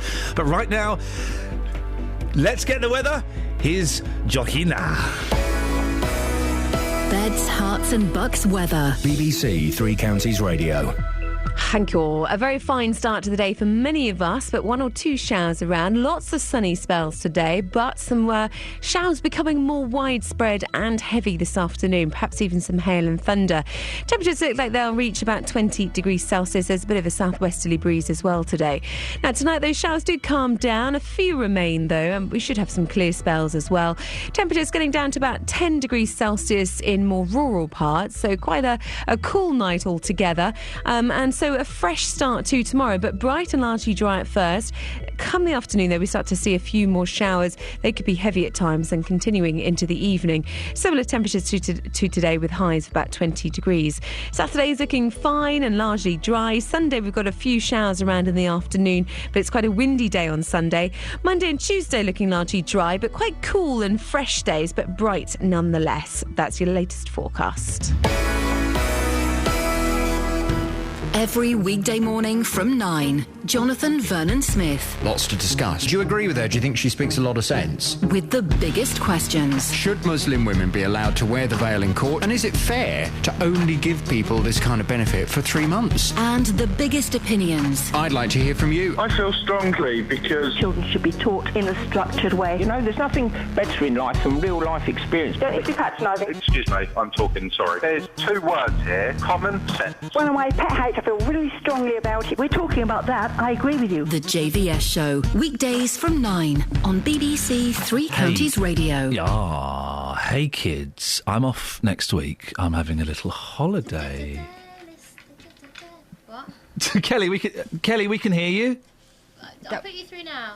Dennis, she always sings to I'm having a little week off next week, and all I'm going to sit at home watching movies and reading books. That's all I'm going to do, and it's going to be wonderful. No, exactly. But then, is it the Monday after? Is that the bank holiday? Yeah. Is it the 27th or something? 26th, What? I'm thinking. It's the 20th something. Hang on, I can check. Are you saying yay or nay, Catherine? Yeah, I'm going to say yeah. You're going to say yeah? Of course I am. On the bank holiday Monday between 6 and 9, Catherine Boyle won't be producing the show. No. Alice Glossop's going to be producing the show. 25th. The 25th. And it's going to be the Kath and Iain show. Woo! That's going to be fun. Do you want to drive the desk? Yeah, I can. All right, drive the desk. They never let the woman drive the desk, you know. No, I know, and that's odd, isn't it? Yeah. That's why I'm saying, do you want to drive the desk? Can do. All right, fine. I don't find it thrilling. I'd rather you did it and I could sit back and chill. Well, I'd rather you did it. But I'll do it for the sisterhood to show I can. Exactly. Sisters are doing it for themselves. Yeah. I mean, I still get paid more than you, but... But them's the breaks. Them's the breaks. And I've still got time. I'm a lot younger than you. Monday the 25th. You're older than me now since your last birthday. That'd be ridiculous. Monday the 25th, bank holiday show. I will be here. Catherine will be here. It's the Kath and Iain show. I've even put your name first. Yeah, so you should. Well, but that means... I'll do most of the work. Exactly. Especially now I'm driving the desk. Yeah, totes. I'm going to bring in records and cigarettes and sandwiches. Okay. I'll be sneaking out for a growler every few minutes. I might start smoking again. Don't do that. I'll just cut my hair short and grow a beard then. You've just started smelling nice, so don't start smoking again. After shaving the car. Yeah. That's the trick. He's discovered Yeah. that applying it in an enclosed space really does make it last that much longer. You get your money's worth. You do, you get your money's worth. Your car smells lovely as well. It does. Ian's on the line. Morning, Ian. Morning, Ian. How are you? Yeah, I'm good, thank you. What have you got for us? Who's in the hot seat next week, then? Who's in the hot seat next week? Wouldn't you like to know? I can tell you, it's Justin. Oh, that's all right. That's okay. Oh, okay. Okay, I'm going to give you... Ask me the question. I'm going to give you different answers each time. It is Justin, okay?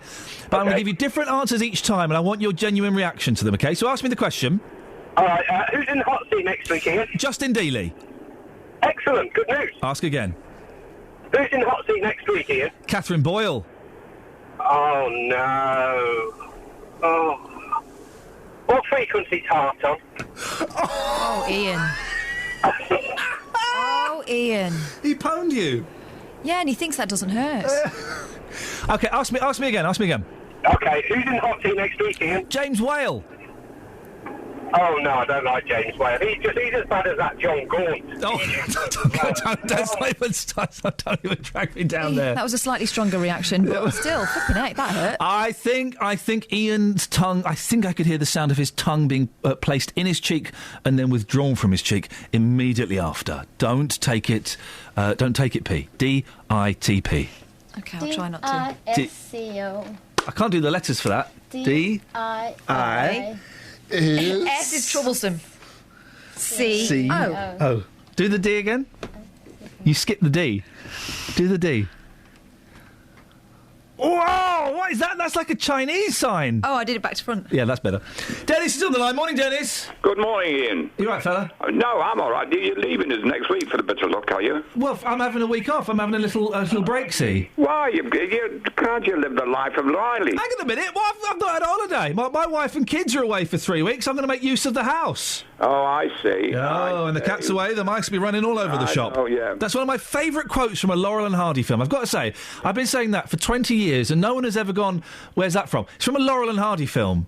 Yes. When the cat's away, the mice will be running all over the shop. I love it. Anyway, I'll watch that next week. I'll do what I want next week. I'm going to sit around. I'm not going to put clothes on next week for a whole week, Dennis. God, that must be horrible. It's going to be wonderful. I'm going to wear the same pair of pants all week. There's not a court in the land can touch me. They wouldn't want to anyway. No, they wouldn't want to get in the room. Exactly. Whoa. Use a bit of decorum, please. Oh, he's tied it in nicely with DBC, Decorum Borough Council. Well, that's what the council should do. What? Show a little decorum and don't be so... You know, Dad used to say, don't use a little decorum when you were stepping out of line. So what the hell... Why did they pick that name? Well, hang on a minute. Is that decorum or dacorum? Well, I don't know. The way they pronounce it, decorum. You're amazeballs.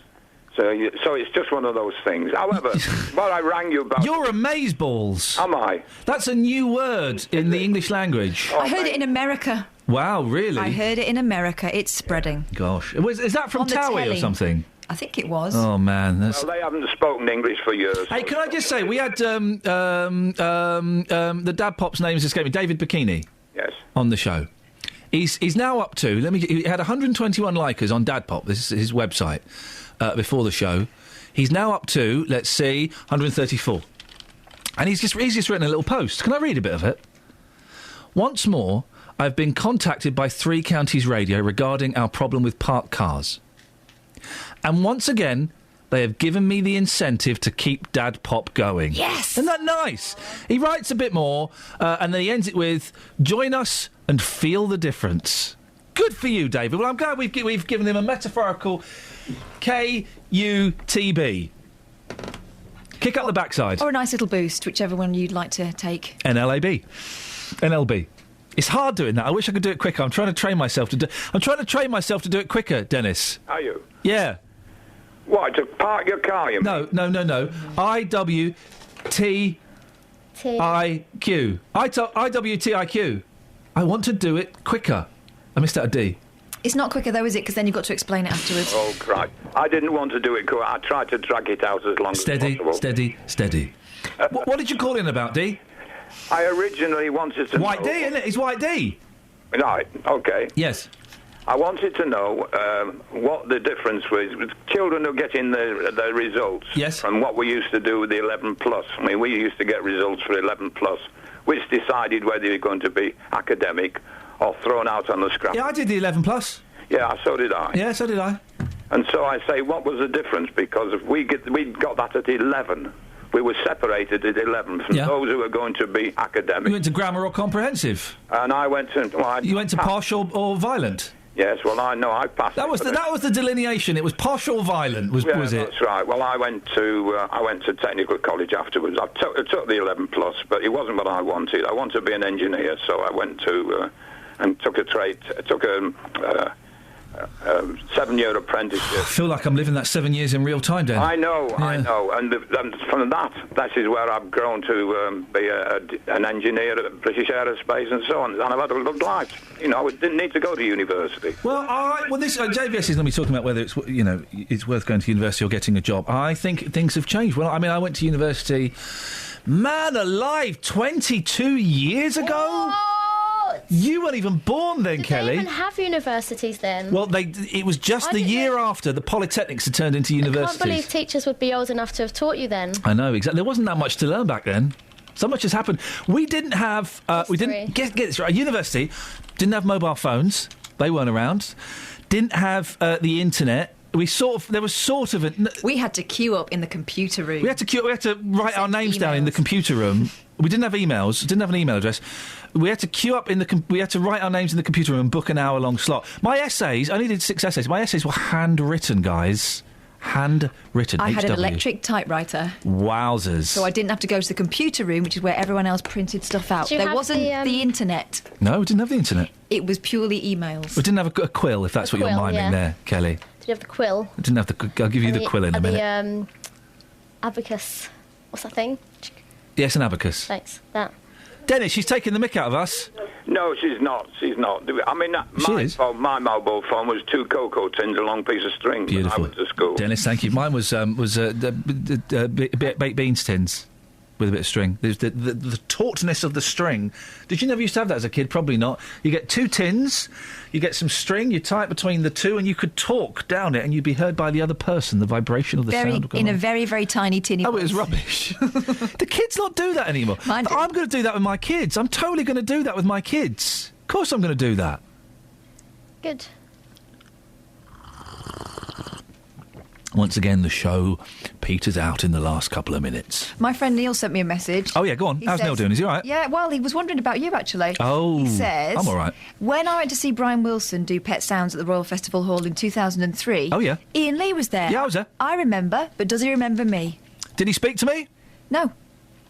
What's he look like? Remind me what he looks like. He's sort of gingery... Gingery fella. Yeah, glasses. Glasses. Interesting shoes. Yeah, the shoes guy, the ginger shoes guy. Yeah. Tell him I remember him very, very well. It was a powerful night. And in many ways, seeing Neil kind of took away some of the magic of seeing Brian Wilson perform Pet Sounds. Oh, did he really? Yeah, it did. Neil likes the Beach Boys, though. He can come and hang out with me and listen to some of my records if he wants. Well...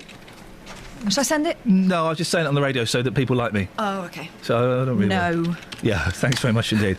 Right, that's it. That's your lot. If you want to send me an email, you can do ian.lee@bbc.co.uk. We're going to stick around a little bit after the show and record the links for the podcast. The whatcast? The podcast. Hey, if I was a vicar and I wanted to get people into church, do you know what I'd do? I'd do a Godcast. And it would be very successful. Thank you, guys. Thank you. Travel news for beds, cards and bugs. BBC Three Counties Radio. The A1 Great North Road looking quite slow, heading southbound at the Black Cat roundabout. Seems to be easing off a bit now on the M25, heading anti-clockwise from before junction 16 at the M40. In Bricketwood, still very slow at the moment on the North Orbital Road, just off the M25, and the Barnet Bypass looking heavy on camera between Stirling Corner and Mill Hill Circus. In Beaconsfield, the A355 still queuing at the moment. That was after an oil spillage there between London Road and junction 2 for the M40. No problems on the trains. Nicola Richards, BBC Three Counties Radio. Thank Thank you, Nicola. Excellent stuff. Have a good Thursday. Oh, we got away with it today. We did all right. Thank you to all of your calls. Good luck if you're opening those envelopes today. But remember, it doesn't really matter. We'll be back tomorrow at 6. Ta-ta. Local and vocal across Beds, Herts and Bucks. This is BBC Three Counties Radio. Thank you, Iain. Good morning. Welcome to the JVS show. I'm Jonathan Vernon-Smith. It's Thursday. It's 9 o'clock. And on today's Big Phone In, would you advise today's 18-year-olds to go to university or get